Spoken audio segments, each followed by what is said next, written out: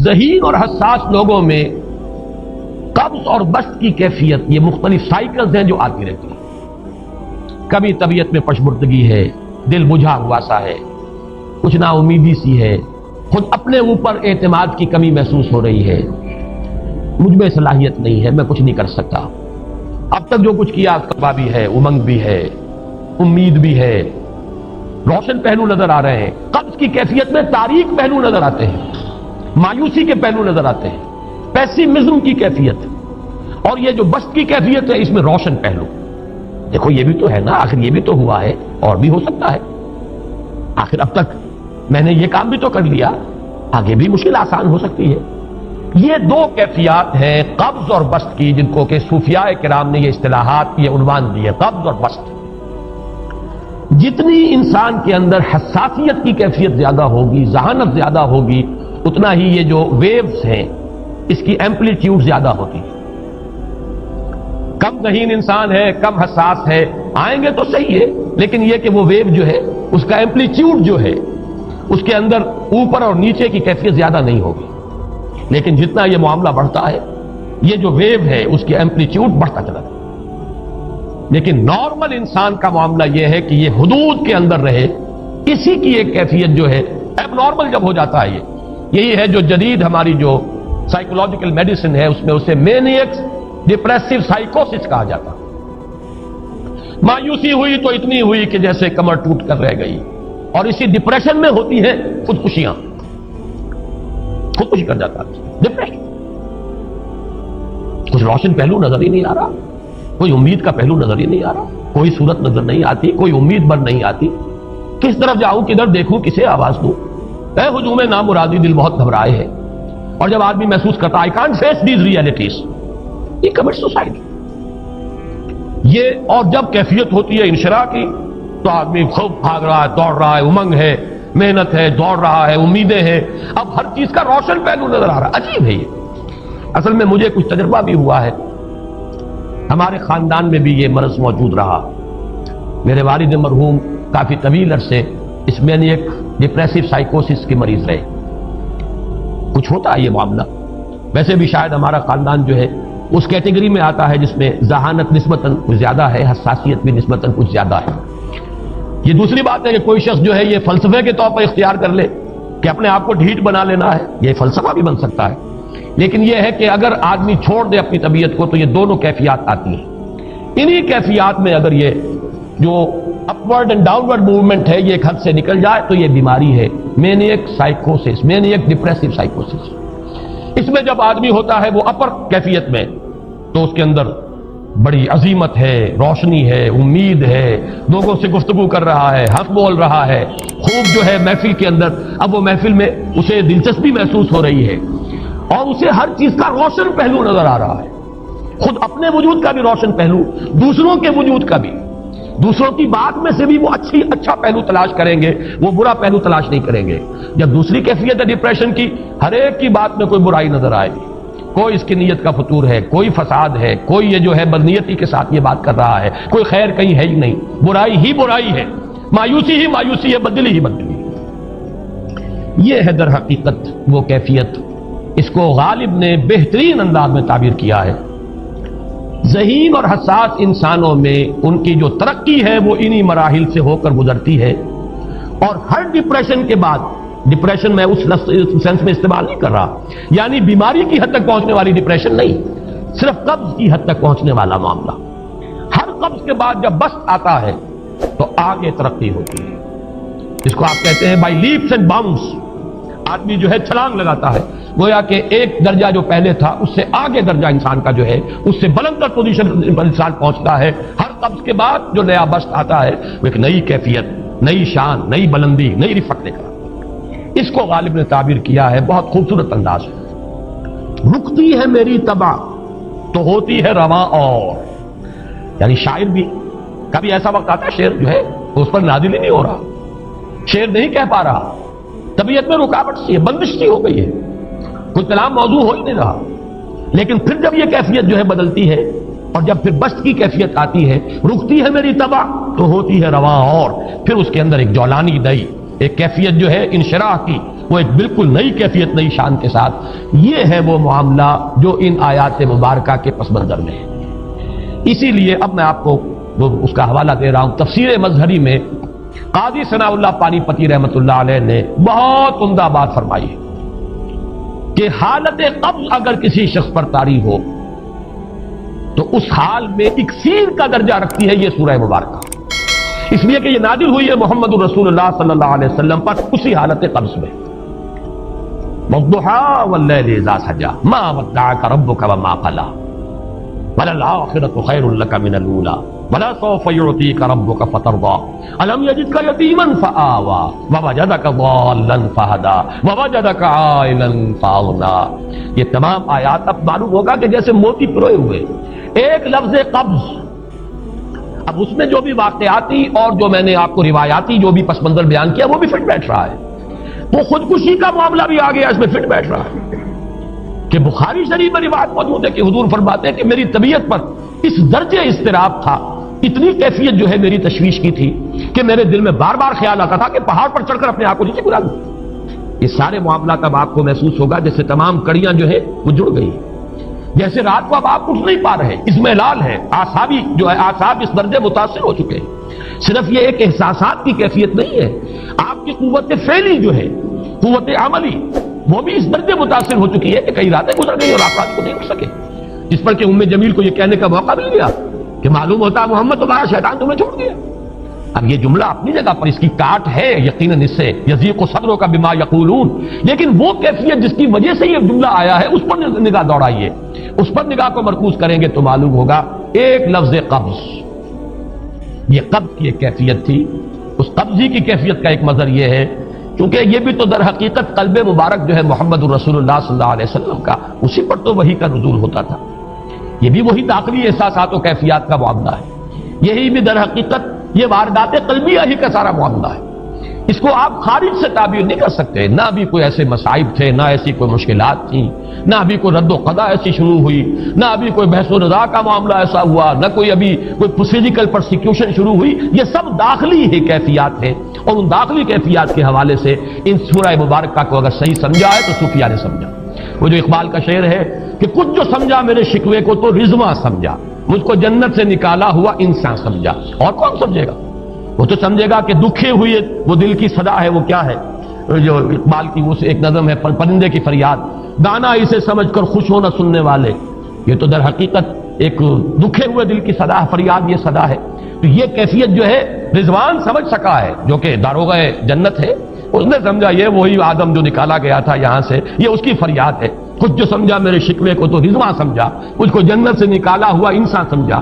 تو واقعہ یہ ہے کہ اس سورہ مبارکہ کا صحیح فہم اگر حاصل ہوا ہے وہ امام راضی کو حاصل ہو ہی نہیں سکتا. وہ عقل اور منطق کی گتھیاں سلجھانے والے آدمی ہیں، اپنی جگہ ان کی کنٹریبیوشن بہت. یہ لغت اور ادب کا کوئی خاص مسئلہ اس میں ہے ہی نہیں کہ زمخشری اس میں کوئی جولانی دکھائیں اپنی، اس میں کوئی ایسا اشکال ہے ہی نہیں، نحوی اشکال ہی نہیں. لیکن یہ واردات قلبیہ کا معاملہ ہے. جاؤ تمہاری یہ درخواست بھی ہم نے قبول کی. اس نے کہا پروردگار اب میں اس آدم کو بھی گمراہ کر کے چھوڑوں گا اور آدم کی نسل کو تباہ کر کے چھوڑوں گا. انتہائی شدید چیلنج کے انداز میں یہ قرآن مجید میں 4-5 مرتبہ مضمون آیا ہے. میں نے صرف 2 جگہ سے آپ کو کوٹ کر کے سنایا تھا. سورہ اعراف میں اللہ تعالیٰ فرماتے ہیں قالا، اس پر ابلیس نے کہا فبما اغویتنی، تو اے رب جو تو نے مجھے گمراہ کیا ہے، مجھے دلیل کر دیا، مجھ پر فوقیت دے دی اس کو، انا خیر منہ، میں اس سے بہتر ہوں، خلقنی من نار وخلقتہ من طین، بنایا تو نے مجھے آگ سے اور اس کو بنایا مٹی سے، پھر مجھ سے مطالبہ کہ میں سجدہ کروں اور میں نے سجدہ نہیں کیا تو تو نے مجھے ملعون قرار دے دیا. قال فبما اغویتنی لاقعدن لهم صراطک المستقیم، اب میں یہ نسل آدم کے لیے اس کو برباد کرنے کے لیے تیرے سیدھی راہ کے اوپر گھات میں بیٹھوں گا، سیدھے راستے پر چلنے نہیں دوں گا. ثم لآتینہم من بین ایدیہم، پھر میں ان پر حملہ آور ہوں گا ان کے سامنے سے بھی، ومن خلفہم ان کے پیچھے سے بھی، وعن ایمانہم ان کے داہنی جانب سے بھی، وعن شمائلہم اور ان کے بائیں جانب سے بھی، ولا تجد اکثرہم شاکرین، اور تو دیکھے گا کہ ان کی اکثریت تیری شکر گزار بندوں پر مشتمل نہیں ہوگی. یہ چیلنج تھا. اور ایک چھوٹا سا چیلنج جو سورہ صاد میں آیا ہے، اور یہاں تو اس نے اللہ کے جلال کی قسم کھا کر کہا قال فبعزتک لأغوینہم اجمعین، اے رب تیری عزت تیرے جلال کی قسم ہے میں ان سب کو گمراہ کر کے چھوڑوں گا. इल्ला इबादक मिनहुमुल मुखलसीन, सिवाय इनमें से वो कुछ लोग जिन्हें तू खालिस अपना बंदा बना ले, जिन्हें तू अपना बंदा बना ले। मुखलस, मुखलिस नहीं, मुखलस ये मफूल है, फाइल नहीं है, जिसे तू बना ले। बाद लोगों को अल्लाह चुन लेता है, वो इज्तिबा, तुम्हें चुन लिया है, इस्तिफा, इज्तिबा। वो बचेंगे जिनको तू अपनी खास अमान में ले लेगा, बाकी मैं सबको गुमराह करके छोड़ूंगा। ये है असल दुनिया में नौ इंसानी का अबदी दुश्मन, अजली से अबदी तक। और इसमें नोट कीजिए कि इसकी असल बुनियाद क्या हुई? दो लफ्ज, तकब्बुर और हसद। इस्तकबरा, तकब्बुर किया, अना खैरुम मिन्हु, मैं इससे बेहतर हूं। ये सारी बिस की गांठ यही है, सबसे बड़ी गुमराही की वजह यही है। इसीलिए कहा है हदीस में, लन यदखुलल जन्नह मन कान फी क़ल्बिही मिस्क़ालु हब्बतिन मिन किब्र, जन्नत में हरगिज वो शख्स कभी भी दाखिल नहीं हो सकेगा जिसके दिल में राय के दाने के बराबर भी किब्र। तकब्बुर सबसे बड़ा जुर्म। अल किब्रु रिदाई, अल्लाह फरमाता है ये तकब्बुर, ये तो मेरी चादर है। कोई शख्स तकब्बुर करता तो वह मेरी चादर घसीट रहा है मेरे कंधे से। अरब में किसी शख्स की तौहीन करनी होती थी तो उसकी चादर घसीटते थे, नंगा कर दिया गया, ये मेरी रिदाई है, अल किब्रु रिदाई, ये मेरी चादर है, ये जामा मुझे ज़ेब देता है, मुझ पर रास्ता था। और हसद, आदम को जो बर्तरी अता हो गई, उस हसद की आग में वो जल रहा है और उसका इंतकाम लेना चाहता है। आदम से भी, आदम को भी गुमराह किया, जन्नत से निकलवाया। वैसे निकलना तो उन्हें था ही मशीयत इज़्नी में, लेकिन फौरी तौर पर अल्लाह के हुक्म की खिलाफ वर्जी तो करवाई ना। फासा आदम रब्बुहु फगवा, आदम ने अपने रब के हुक्म की नाफरमानी की और गुमराह हुआ आर्जी तौर पर। ये दूसरी बात है, तौबा कर ली, अल्लाह ने तौबा कबूल फरमा ली, माफ कर दिया। कोई मुस्तकिल जो है वो नस्ल इंसानी पर उस गुनाह का असर मुतवारिस तौर पर नहीं आ रहा है, खत्म हो चुका मामला, हुआ था हो गया। फतलक्का आदम मिन रब्बिही कलिमातिन फताब अलैहि इन्नहु हुवत तव्वाबुर रहीम। और तौबा की शान ये है जब वो कबूल हो जाए अल्लाह की जनाब में, क्या ताइबु मिन ज़म्बि कमन ला ज़ुम्ब लहू, गुनाह से तौबा करने वाला ऐसे होता है जैसे उसने कभी गुनाह किया ही नहीं था। लेकिन बारह को गुमराह करने में कामयाब हो गया, हजरत आदम और हव्वा को भी। और नौ इंसानी की अजीम अक्सरियत, अजीम अक्सरियत, अजीम अक्सरियत उसके दाव में आई हुई है नहीं। कितने हैं वो इबाद अल्लाह मुखलसीन, इल्ला इबादक मिनहुमुल मुखलसीन, कितने जो वाक़ईतन खालिसतन अल्लाह के बंदे बन गए, जिन्हें अल्लाह ने अपना बना लिया, अपना करार दे दिया। अब इसके साथ नोट कीजिए, इस इब्लीस के साथ एक फौज भी है जिसे कुरान मजीद में कहा गया है ये उसकी पार्टी है, हिज़्बुश शैतान। ये अकेला नहीं है, एक तो वो अज़ाज़ील है, उसकी तवील तरीन उम्र अल्लाह ने दे दी, वो तो क़यामत तक रहेगा। बाकी भी जिन्नात जो है उनकी नस्ल में से, जो उसकी नौ में से, उसकी नस्ल में से, जिन्नात की उम्रें इंसानों की उम्रों से ज्यादा है, बहुत ज्यादा है। लेकिन फिर भी इतनी नहीं है, ये खास है इसका मामला कि इसने कहा था रब्बि अंज़िरनी इला यौमि युबअसून, मुझे दे दे मोहलत उस वक्त तक ताकि मैं साबित करके दिखा दूं कि जिसे तूने ये खिलाफत दिया ये इसका अहल नहीं है। Let me prove this point. वला तजिदु अक्सरहुम शाकिरीन, तो इनकी अक्सरियत को शुक्रगुजार नहीं पाएगा। वो इब्लीस जो है वो रिक्रूट करता है अपने फौजी, अव्वल तो खुद जिन्नात में से, जो उसके नंबर 1 लश्करी है। कुरान मजीद में इसका इशारा दिया गया है, इन्नहु यराकुम हुवा व कबीलुहु मिन हैसु ला तरौनहुम। देखो लोगों, ए इंसानों, वो इब्लीस लईन अज़ाज़ील और जो उसके कबीले के लोग हैं, जिन्नात हैं, वो तुम्हें वहां से देखते हैं, ताकते हैं और हमला करते हैं जहां से तुम उन्हें नहीं देखते। वो गैर मरई है, इनविजिबल है, तुम्हें नजर नहीं आते। विजिबल दुश्मन का वार तो रोक लोगे, इनविजिबल का कैसे रोकोगे? इन्नहु यराकुम हुवा व कबीलुहु, अकेला ही नहीं है वो तो तुम्हें ताकता है, तुम पर हमला करता है, घात में लगकर जो है तुम्हारे ऊपर हमला करता है, वो भी और उसके साथ उसके कबीले के लोग जिन्नात भी, मिन हैसु ला तरौनहुम, जहां से तुम उन्हें नहीं देखते। लेकिन इसके अलावा वो इंसानों में से भी रिक्रूट, रनरूट, वो जो है उनको अपने पास रखता है फौज के अंदर। इसकी सबसे बड़ी मिसाल क्या है? सूरह मुजादिला में अल्लाह ताला ने मुनाफिक, हालांकि वो कौन थे? बज़ाहिर हुजूर का कलमा पढ़ने वाले, हुजूर के पीछे नमाज पढ़ने वाले, इस्लाम का दावा करने वाले, उनको अल्लाह फरमाता है उलाइका हिज़्बुश शैतान अला इन्ना हिज़्बश शैतान हुमुल खासिरून, ये शैतान की पार्टी के लोग हैं। वहां मुकाबले में आया है उलाइका हिज़्बुल्लाह अला इन्ना हिज़्बल्लाहि हुमुल मुफ़्लिहून। ये दो पार्टियां हैं, हिज़्बुल्लाह अल्लाह की पार्टी जो उसके मुखलस बंदे हैं, वो अल्लाह की पार्टी, और जो शैतान के मुरीद बन गए उसके हाथ पर बैठ कर ली, लिहाजा वो उस शैतान की पार्टी के लोग हैं, चाहे वो इंसान हो चाहे जिन हो।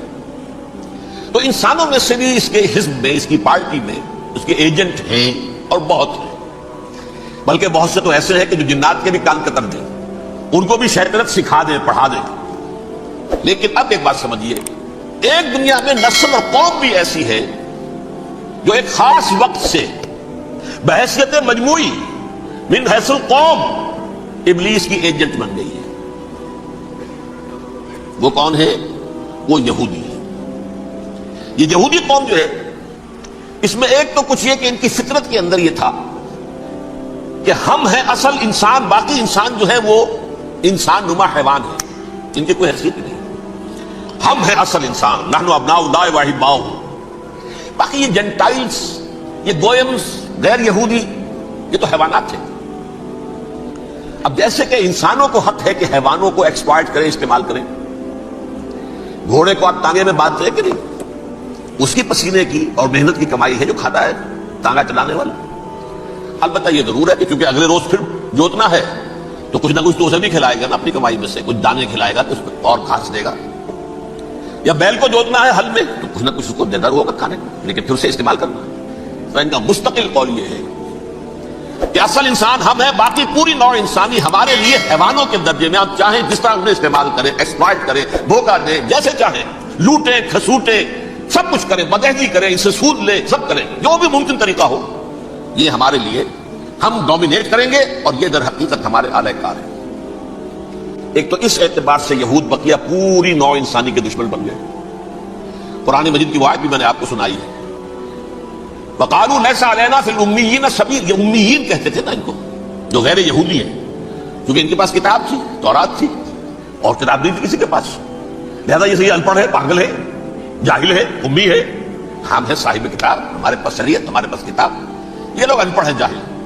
لیس علینا فی الامیین سبیل، ان امیین کو ہم لوٹیں کھسوٹیں، دھوکہ دیں، فریب سے جو کریں، چوری کریں، ڈاکہ ڈالیں، جیب کے خطرے، جس طرح بھی کریں ہمارے لیے جائز ہے، ہمارے اوپر کوئی گرفت نہیں ہوگی۔ اللہ تعالیٰ ہم سے یہ نہیں پوچھے گا تم نے جھوٹ کیوں بولا تھا اس کے ساتھ، تم نے وعدہ خلافی کیوں کی تھی اس کے ساتھ، تم نے کیوں دھوکہ دیا تھا اس کو، تم نے کیوں اس کا مال جو ہے غبن کر لیا تھا، ہڑپ کر لیا تھا، نہیں، ہم پر کچھ نہیں۔ اس اعتبار سے ایک تو یہ انسانیت کی دشمنی ان کی گھٹی میں پڑ گئی، اس غلط خیال کی وجہ سے۔ ہم تو بخشے بخشائے ہیں، we are the chosen people of the Lord, ہمیں تو اللہ اگر جہنم میں داخل بھی کرے گا تو صرف چند دن، لن تمسنا النار الا ایاما معدودات، باقی اصل میں تو ہم تو اللہ کے پسندیدہ، نحن ابناء اللہ واحباؤہ، اس کے بیٹوں کے مانندے بڑے چہیتے ہیں، لاڈلے ہیں۔ یہ باقی دنیا، باقی انسان ہماری چراہ گاہ ہے، جیسے چاہے چرے، جس طرح چاہے ہڑپ کر جائے۔ یہ تو ان کا پہلے سے مستقل معاملہ تھا، لیکن اس کے بعد ان کی تاریخ میں ایک دور وہ آیا جب حضرت مسیح علیہ السلام ان میں مبعوث کیے گئے۔ یہ 1400 سالہ تاریخ کا کلائمیکس ہے یہود کی۔ جب کتاب انہیں دی گئی تھی تورات حضرت موسیٰ کے ذریعے، وہ 1400 قبل مسیح کا واقعہ ہے۔ اس وقت سے لے کر اللہ کا وہ فضل ان پر ہوا، وہ فضل ان پر ہوا کہ کوئی ایک لمحہ ایسا نہیں آیا 1400 برس میں کہ ان کے ہاں کوئی نہ کوئی نبی موجود۔ یہ تار ٹوٹا ہی، 2 سے شروع ہوا، موسیٰ، ہارون علیہ السلام، اور 1400 برس کے بعد پھر آخری 2 ہیں، عیسیٰ اور یحییٰ علیہ السلام، یوں سمجھ لیجئے، اور اس کے درمیان یہ تار ہے، اور اس تار میں کوئی ایک لمحہ ایسا نہیں آیا کہ کوئی نبی موجود ہو۔ اس میں اتار چڑھاؤ بہت سے آئے ہیں، اس کا وہ میرا موضوع نہیں ہے اس وقت۔ قبل مسیح کی تاریخ جو ہے وہ میرا موضوع نہیں ہے۔ قرآن مجید میں سورہ بنی اسرائیل کے پہلے رکوع میں اس کا تذکرہ موجود ہے، وَقَضَيْنَا إِلَىٰ بَنِي إِسْرَائِيلَ فِي الْكِتَابِ لَتُفْسِدُنَّ فِي الْأَرْضِ مَرَّتَيْنِ وَلَتَعْلُنَّ عُلُوًّا كَبِيرًا، 2 مرتبہ ان پر عذاب کے کوڑے برسے، پہلے اشوریوں کے ذریعے سے جو شامی تھے، سیرینز اشوری کہلاتے، پھر بابلیوں کے ذریعے سے، یعنی عراقیوں کے ذریعے سے، بیبلونیا نام تھا عراق کا پہلے، ان پر بہت بڑی بڑی تباہیاں آئی، اللہ تعالیٰ کی طرف سے عذاب آئے۔ اس کے بعد پھر دوسرے دور میں دوسرا اقتدار کا دور آیا، خرمسلیاں بڑھ گئی، تو پہلے گریکس کے ذریعے سے، یونانیوں کے ذریعے سے، اور پھر رومیوں کے ذریعے سے نپٹوایا گیا۔ یہ دور گزر چکے تھے ان پر، 2 عروج کے دور اور 2 زوال کے دور۔ میری چھوٹی سی کتاب ہے تنظیم اسلامی کا تاریخی پس منظر، 6-7 روپے کی ہوگی، اس کو آپ دیکھیں گے تو اس میں اس کا پورا نقشہ آپ کو مل جائے گا۔ ویسے تو یہ کہ میری جو ربڑی کتاب ہے سابقہ اور موجودہ مسلمان امتوں کا ماضی، حال اور مستقبل، اس میں میں نے ان معاملات کو بڑی تفصیل سے بحث کی۔ بہرحال یہ جو دور تھا ان کا 1400 سالہ، وہ اونچ نیچ سے ہوتا ہوا جب آیا ہے حضرت مسیح کی بعثت پر، تو ان کی شرارت کی انتہا یہ ہو گئی کہ اللہ تعالیٰ نے مسیح کو رسول بنا کر بھیجا، رسولاً الی بنی اسرائیل۔ حضرت موسیٰ اور حضرت عیسیٰ کے درمیان رسول کوئی نہیں ہے، سب نبی ہیں۔ حضرت موسیٰ رسول تھے اور حضرت عیسیٰ رسول ہیں۔ درمیان میں داؤد ہو، سلیمان ہو، یحییٰ ہو، زکریا ہو، یہ سب نبی ہے. یحییٰ نبی ہے، رسول نہیں، لہذا وہ شہید کر دیے گئے. رسول شہید نہیں ہو سکتا، قتل نہیں ہو سکتا. لیکن عیسیٰ اور موسیٰ کے درمیان 1400 برس ان کے جو ہیں، اس کا کلائمیکس ہے حضرت مسیح علیہ السلام کی بعثت، اور حضرت مسیح علیہ السلام کو جسے اللہ نے اپنی روح قرار دیا، روح منہ، کلمتہ القاہا الی مریم، اللہ کا کلمہ. عظیم ترین معجزات. انہوں نے کیا کہا؟ یہ ولد الزنا ہے، حرام زادہ ہے، معاذ اللہ، نقل کفر نباشر، یہ جادوگر ہے، یہ مرتد ہے، یہ واجب القتل ہے. اصل حکومت اس وقت رومیوں کی تھی حکومت، لیکن انہوں نے انہیں آٹونومی دے رکھی تھی، اپنے مذہبی معاملات تم خود طے کر سکتے ہو. تو کائفاس تو اس وقت کا ان کا ہیڈ ربائی تھا سب سے بڑا، اس کی عدالت نے فیصلہ کیا مسیح کو سولی چڑھا دیا جائے. پائلیٹس پونٹس اس کے پاس ان کی یادداشت پہنچ گئی، یہ ہمارا مجرم ہے مذہبی، یہ مرتد ہے، یہ کافر ہے، یہ جادوگر ہے، یہ واجب القتل ہے، اسے قتل کرو، سولی چڑھا دو. خیر وہ لمبی بات ہو جائے گی. اس نے تو اپنے ہاتھ دھوئے کہ صاحب ہمارے پاس کوئی جرم نہیں ہے اس کے خلاف، تم کہتے تو ٹھیک ہے سولی چڑھا دیتے. یہ دوسری بات ہے کہ اللہ نے حضرت مسیح کو اٹھا لیا آسمان پر، ان کی جگہ وہ شخص سولی چڑھا جس نے غداری کر کے گرفتار کروایا تھا، جوڈاس اسکریوت. اس کی شکل اللہ نے بدل دی حضرت مسیح کی سی، اور حضرت مسیح کو فرشتے اٹھا کے اوپر لے گئے، وہ زندہ آسمان پر اٹھا لیے گئے. اور یہ ساری تفاصیل نہ قرآن میں ہے نہ حدیث میں ہے، یہ انجیل میں ہے. لیکن انجیل کون سی؟ برنباس کی انجیل، gospel of the Lord according to saint Barnabas. یہ حواریین مسیح میں سے تھے، لیکن عیسائی ان کو تسلیم نہیں کرتے، ان کی بائبل کو صحیح نہیں مانتے، کینونیکل نہیں مانتے. 100 انجیلیں تھیں، 104 تھیں، جن میں سے 4 چنی ہیں انہوں نے. یہ متی اور جان اور مرقس مارکس یہ ہیں، یہ 4 انجیلیں ہیں، انہوں نے تسلیم کی کہ یہ کینونیکلز ہیں، یہ تو ہیں حقیقی. باقی جو ہے 100 اس کو وہ تسلیم نہیں کرتے. ان میں سے ایک ہے یہ برنباس. اس میں یہ تفصیل ہے کہ اللہ تعالیٰ نے اس شخص کی، جوڈاس کی، یہودا جوڈاس اس کو انگریزی میں کہتے ہیں، اس کی شکل بدل دی حضرت مسیح کی سی. وہ گرفتار ہوا، وہ سولی چڑھا. وہ غدار تھا، غداری کی سزا اسے ملنی تھی، وہ مل گئی. حضرت مسیح کو فرشتے 4 اٹھنے ہیں. جس کوٹڑی میں حضرت مسیح مقیم تھے، ایک باغ کے اندر روپوش تھے، اس کی چھت پھٹی ہے، 4 فرشتے آئے ہیں، حضرت مسیح کو اٹھا کر لے گئے ہیں، چھت برابر ہو گئی ہے. اس کے بعد وہ شخص پکڑا گیا. بہرحال حضرت مسیح کو اللہ نے اٹھا لیا آسمان. لیکن وہ دن ہے کہ اس قوم کو اب مغضوب علیہم قرار دے دیا. نوٹ کر دیجیے، اصل میں تو ہونا یہ چاہیے تھا کہ رسول کی جان کے درپے جب کوئی امت ہو جاتی تھی تو اللہ کا قاعدہ یہ تھا کہ اس امت کو نسیہ منسیہ کر لیا جائے. حضرت نوح کی قوم کو ختم کیا یا نہیں؟ حضرت ہود کی نگاہوں کے سامنے قوم عاد برباد کی گئی یا نہیں؟ حضرت صالح کی نگاہوں کے سامنے قوم سمود برباد ہوئی. یہ اللہ کا قاعدہ رہا. سدوم اور عمورہ کی بستیاں حضرت لوط علیہ السلام جب بھیجے گئے، مدین کا علاقہ جہاں حضرت شعیب بھیجے گئے، آل فرعون جن کی طرف موسیٰ کو بھیجا گیا، سب ہلاک کر دیے گئے. کیونکہ رسولوں کے بارے میں اللہ کا، نبیوں کے بارے میں یہ بات نہیں ہے. نبی آیا، اس نے دعوت دی، جس نے مان لیا اچھا کیا، اپنے لیے اچھا کیا، نہیں ماننا اس کی اپنی جو ہے آپ برباد ہو گئی. دنیا میں کوئی فیصلہ اس کا نہیں ہوتا، لیکن رسولوں کا معاملہ یہ ہوتا ہے کہ دنیا میں وہ اللہ کی عدالت بن کر آتے ہیں. مانو گے تو بچو گے، نہیں مانو گے ہلاک کر دو. تو اس اعتبار سے وہ مستحق تو ہو چکے تھے اس کے کہ انہیں ہلاک کر دیا جائے. اب اللہ کی کوئی خصوصی مشیت ہے، اس میں کیا حکمت ہے، وہ ہے حکمت میں بعد میں اگر وقت ہوا تو بتاؤں گا. فیصلہ یہ کیا اللہ نے کہ حضرت مسیح کو تو اٹھا لیا زندہ، اور ان کی رسی ابھی مزید دراز کر دی، کہ ان کو ابھی مہلت دے دی کہ تمہیں آخری استیصال، جس کو عذاب اکبر کہتا ہے قرآن. سورہ سجدہ جو حضور ہر جمعے کی پہلی رکعت میں فجر میں پڑھتے تھے، وَلَنُذِيقَنَّهُم مِّنَ الْعَذَابِ الْأَدْنَىٰ دُونَ الْعَذَابِ الْأَكْبَرِ لَعَلَّهُمْ يَرْجِعُونَ. چھوٹے چھوٹے عذاب اور ایک بڑا عذاب، جبکہ قوم بالکل برباد، نسیہ منسیہ، کَأَلَّمْ يَغْنَوْا فِيهَا، ایسے ہو جائیں جیسے کوئی تھے ہی نہیں آبادیاں. لا يرى الا مساکنہم، اب ان کے مسکن نظر آتے، مکین نظر نہیں آتے. یہ عذاب اکبر جو ہے وہ ان پر نہیں آیا، حالانکہ وہ مستحق ہو گئے تھے اسی وقت. اس کو یوں سمجھیے کہ کسی شخص کو پھانسی کا حکم تو ہو جائے، ایگزیکیوشن نہیں ہوتا ہے، کئی سال گزر جاتے ہیں پڑے ہوئے، اور معاملات جو ہیں وہ چلتے رہتے ہیں. یہ معاملہ ہوا اس کے ساتھ، ورنہ یہ مستحق ہو چکے تھے آخری بربادی تباہی کے عذاب استیصال، جڑ سے کاٹ دینے والا عذاب. وہ آ سکتا تھا ان پر اسی وقت، لیکن اللہ نے ان کی مہلت دراز کی ہے. لیکن اس کے بعد اللہ نے ان کو ایک اور موقع دیا. 600 برس بعد حضرت مسیح کے محمد رسول اللہ صلی اللہ علیہ وسلم کی بعثت ہوئی، اور یہ میں سمجھتا ہوں کہ اس قوم پر اللہ کا اتنا بڑا فضل تھا، اتنا بڑا فضل تھا، اتنا بڑا فضل تھا. اب پھر ایک موقع دیا، عسیٰ ربکم ان یرحمکم وان عدتم عدنا. دیکھو اب بھی تمہیں ہم ایک موقع دے رہے، تمہارا رب تمہارے اوپر اب بھی فضل کرنے کو تیار ہے، رحم فرمانے کو تیار ہے. ان ھذا القرآن یہدی للتی ہی اقوم.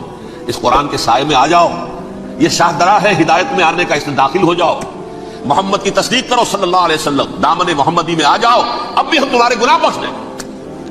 لیکن نہیں، اس قوم نے حضرت محمد صلی اللہ علیہ وسلم کی دشمنی کی کمر کسی، اور اب یوں سمجھیے اس تاریخ سے لے کر آج تک یہ گٹھ جوڑ ہے۔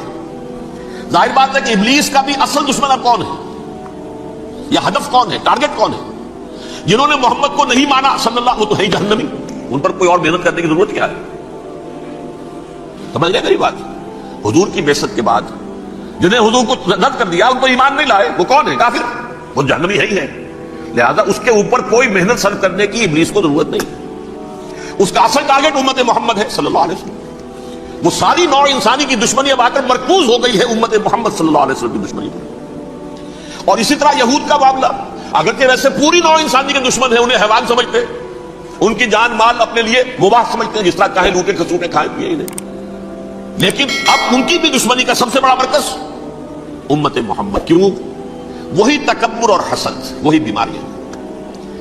انہیں تکبر یہ ہو گیا تھا کہ 2000 سال سے یہ نبوت ہماری میراث، ہماری جاگیر، بنو اسرائیل کے اندر سینکڑوں نبی آئے، 3 کتابیں اللہ نے ہمیں عطا کی، یہ کہاں سے آ گیا محمد صلی اللہ علیہ وسلم؟ معاذ اللہ ثم معاذ اللہ، یہ امیین میں سے، یہ جنٹائلز میں سے، یہ گوئز میں سے، یہ حقیر ان پڑھ، کہاں ہم کہاں یہ نہیں تسلیم کریں گے۔ حالانکہ قرآن کہتا ہے یعرفونہ کما یعرفون ابناہم، ان کے علماء ایسے پہچانتے تھے حضور کو جیسے اپنے بیٹوں کو پہچانتے کہ یہ آخری نبی ہے، لیکن تکبر اور حسد کی آگ میں جل اٹھے۔ اب ان کے بھی دشمنی کس سے ہے؟ محمد اور امت محمد صلی اللہ علیہ وسلم۔ یہ گٹھ جوڑ ہے۔ اب دیکھیے، یہ ہے میری گفتگو کا اب تک کی گفتگو کا حاصل، یہ گٹھ جوڑ، ایک غیر مرئی دنیا، انویزیبل دنیا کا ابلیس سے لعین اور جنات میں سے اس کے لشکری فوج، انسانوں میں سے ویسے تو اور بھی بہت زیادہ اس کے ایجنٹ ہیں، مسلمانوں میں بھی ہے، لیکن بحیثیت قوم، بحیثیت مجموعی، ایک پوری قوم، ایک پوری نسل جو ہے اس کے ساتھ گٹھ جوڑ ہے۔ ان دونوں کی گٹھ جوڑی کے ساتھ یہ دشمن دون ہیں انسانیت کے، پہلا دشمن ابلیس لعین، عزازیل لعین، اور دوسرے دشمن یہود ملعون۔ اب میں آپ کو ذرا اس جو انسانوں میں سے انسان دشمنی کا جن کا سب سے بڑا رول ہے، میں ان کی 2000 سالہ تاریخ کا آپ کے سامنے نقشہ رکھنا چاہتا ہوں۔ ان 1400 سال کا تو میں نے صرف 4 آپ کو پوائنٹس بتائے۔ موسیٰ سے عیسیٰ تک 1400 برس علیہ السلام، 2 مرتبہ عروج، 2 مرتبہ زوال، اشیریوں کے ہاتھوں پٹوائی، بابلیوں کے ہاتھوں پٹانا، گریکس کے ہاتھوں مرمت، رومنس کے ہاتھوں مرمت۔ یہ جو 2000 سال ہیں، کیونکہ اب تو ظاہر بات ہے 21ویں صدی شروع ہو گئی، 20 صدیاں حضرت مسیح کو پوری ہو گئی۔ پہلی بات نوٹ کیجئے، حضرت مسیح کی پیدائش ہے سن 1 قبل مسیح۔ یہ نقطہ آپ نے کبھی سنا ہے یا نہیں؟ جب ملینیم کا سلسلہ شروع ہوا تھا پچھلے سال، تو میں نے بیان کر دیا تھا کہ ایک عجیب حساب کے اندر انہوں نے غلطی کی ہوئی ہے۔ حضرت مسیح کی پیدائش ہوئی 25 دسمبر کو، سن انہوں نے شروع کر دیا کہ اس کے بعد جنوری آئی تو پہلا سال شروع ہو گیا۔ اگر جنوری سے پہلا سال شروع ہوا تو یہ 6 دن جو ہے تو اس پچھلے سال میں تھے، لہذا کہا جائے گا کہ Jesus Christ was born 1 year before Christ، BC۔ تو 1 قبل مسیح میں حضرت مسیح کی پیدائش ہوئی۔ یہ آخری اسرائیلی نبی اور رسول۔ یہودی علماء کی مخالفت، دشمنی، سولی پر چڑھوا دینا میں بیان کر چکا ہوں۔ سن 33 عیسوی میں، جبکہ حضرت مسیح کی عمر 33 برس تھی، اللہ تعالیٰ نے انہیں زندہ آسمان پر اٹھا لیا، لیکن یہودیوں نے اپنے خیال کے مطابق انہیں سولی پر چڑھوا دیا، ان کی موت واقع ہو گئی۔ اگرچہ اس کے بعد یہ اختلاف ہے ان میں، یہودی کہتے ہیں وہ سولی پر چڑھ گیا، ختم ہوا، مر گیا، عیسائی کہتے ہیں نہیں، انتقال ہوا ہے مسیح کا صلیب پر، لیکن پھر وہ دوبارہ زندہ ہو گئے ہیں۔ ان کی لاش ایک غار میں رکھ دی گئی تھی، وہاں ریزریکشن ہو گیا، ان کا عباس سے بعد الموت وہیں ہو گیا، اور پھر انہیں اللہ نے زندہ آسمان پر اٹھا دیا۔ تو ہمارے اور عیسائیوں کے درمیان نوٹ کر لیجیے، یہ چیز مشترک ہے کہ حضرت مسیح آسمان پر زندہ اٹھائے گئے۔ فرق کیا ہے؟ وہ سمجھتے ہیں کہ سولی دیے گئے، سولی پر مرے، پھر زندہ ہوئے، پھر گئے۔ ہم سمجھتے ہیں کہ نہیں، وما صلبوہ وما قتلوہ، انہوں نے نہ صلیب دے سکے انہیں اور نہ انہیں قتل کر سکے، بل رفع اللہ الیہ، اللہ نے اٹھا لیا۔ پھر ہمارا اور یہ اس کا عیسائیوں کا ایک اور اتفاق ہے، سیکنڈ کمنگ آف جیسس، حضرت مسیح دوبارہ آئیں گے، یہ عیسائیوں کا بھی عقیدہ ہے اور ہمارا بھی۔ بہرحال تو جیسا کہ میں نے عرض کیا کہ اس وقت یہ عذاب استیصال، عذاب اکبر کے مستحق ہو چکے تھے، لیکن اللہ نے ان کی مدت دراز کی ہے۔ لیکن ان پر دنیاوی عذاب کا ایک کوڑا جو ہے اللہ تعالیٰ کی طرف سے اسی وقت برسا. دنیاوی عذاب دنیا میں رہتے ہوئے ختم نہیں کیا. 37 برس بعد حضرت مسیح کی رفع سماوی کے 37 برس بعد سن 70 میں یہودیوں نے بغاوت کی رومیوں کے خلاف. رومی ٹائٹس جنرل تھا ایک, اس نے پھر جو حملہ کیا ہے 1,33,000 یہودی ایک دن میں قتل کیا یروشلم میں, اور ہیکل سلیمانی گرا دیا. وہ ہیکل پہلے بھی گرا تھا, پہلے 1400 سال کے دوران میں بھی نبوکدنضر نے گرایا تھا, لیکن پھر اس کے 150 سال بعد انہوں نے دوبارہ بنا لیا تھا, اس لیے وہ اسے سیکنڈ ٹیمپل کہتے ہیں. پہلا ٹیمپل جو حضرت سلیمان نے بنایا تھا نبوکدنضر نے گرا دیا 587 قبل مسیح میں, پھر دوبارہ انہوں نے 150 سال کے بعد بنا لیا. وہ اس تاریخ کا حصہ ہے, میں نے جس کے بارے میں آپ کو تفصیل نہیں بتائی. اس میں یہ ہوا سن 70 میں وہ گرا دیا گیا, وہ آج تک گرا پڑا ہوا ہے. نمبر 2 یہ کہہ دیا گیا کہ یہودیوں اس ارض فلسطین سے نکل جاؤ, تم یہاں نہیں رہ سکتے. اب لہذا جس کا جہاں سینگ سمایا چلا گیا, یورپ میں چلے گئے, ایشیا میں آ گئے, عرب میں آ گئے. یہ 3 قبیلے جو رات بھی میں نے عرض کیا تھا, بنو قینقاع, بنو نذیر اور بنو قریظہ, یہ وہاں سے آ کے مدینے میں آباد ہو گئے. جس کا جہاں سینگ سمایا, افریقہ میں, ہندوستان میں, جہاں چلے گئے. ڈایاسپورا اسے کہتے ہیں, وہ آپ نوٹ کر لیجیے اس لفظ کو, ڈایاسپورا. ہمارا دور انتشار, جبکہ ہمیں ہماری اصل سرزمین تو فلسطین ہے. حضرت ابراہیم کا مسکن, حضرت اسحاق, حضرت یعقوب کا مسکن فلسطین, یہ ہے ہماری اصل جاگیر, یہ تو ہماری جدی پشتی جاگیر ہے. لیکن یہاں سے نکال دیے گئے سن 70 عیسوی میں, اور وہاں سے لے کے 1917 تک ان کا ڈایاسپورا جاری رہا. یہ دور انتشار ہے. اس دور انتشار کے چند حصے ہیں جس کو میں چاہتا ہوں کہ آپ علیحدہ سمجھ لیں. دور انتشار کا جو پہلا جو ہے تقریباً 300 برس رومی حکمران تھے. وہ یہودیوں کے بھی دشمن تھے اور عیسائیوں کے بھی دشمن تھے. عیسائی اور یہودی ایک دوسرے کے بھی دشمن تھے, لیکن رومی سمجھتے تھے کہ یہ ایک ہی تھیلی کے چٹے بٹے ہیں. رومیوں کے نزدیک عیسائی بھی یہودیوں ہی کا ایک فرقہ تھے, کوئی علیحدہ مذہب تو تھا ہی نہیں. لہذا رومی جو ہیں رومنز, وہ ان دونوں کو ستاتے تھے, مارتے تھے, اور یہ آپس میں لڑتے تھے. یہودی عیسائیوں کو مارتے تھے, عیسائی یہودیوں کو مارتے تھے. یہ ہے 300 برس تک کی تاریخ. سن 300 عیسوی میں کیا ہوا, ایک معجزہ ہو گیا. بہت عظیم ایمپرر کانسٹنٹائن, قسطنطین اعظم, رومن ایمپررز میں سے بہت بڑا ایمپرر, وہ عیسائی ہو گئے. اب تو معاملہ بالکل تلپٹ ہو گیا, پوری سلطنت عیسائی ہو گئی. اب عیسائیوں کے عیش ہو گئے اور یہودیوں پہ مار پڑنی شروع ہوئی. اب عیسائیوں کا خود سوچئے کہ جنہیں وہ خدا بنا بیٹھے ہیں, خدا کا بیٹا قرار دے رہے ہیں, ان کے قاتل کون؟ یہودی بدماش.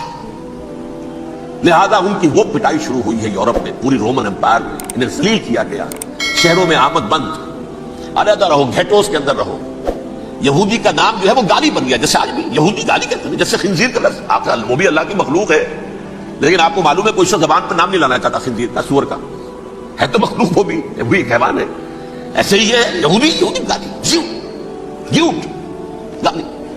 لہذا ایک طرف تو ان دونوں کے درمیان دشمنی, جس کو قرآن کہتا ہے وَأَغْرَيْنَا بَيْنَهُمُ الْعَدَاوَةَ وَالْبَغْضَاءَ, ہم نے ان کے مابین دشمنی جو ہے پیدا کر دی ہے.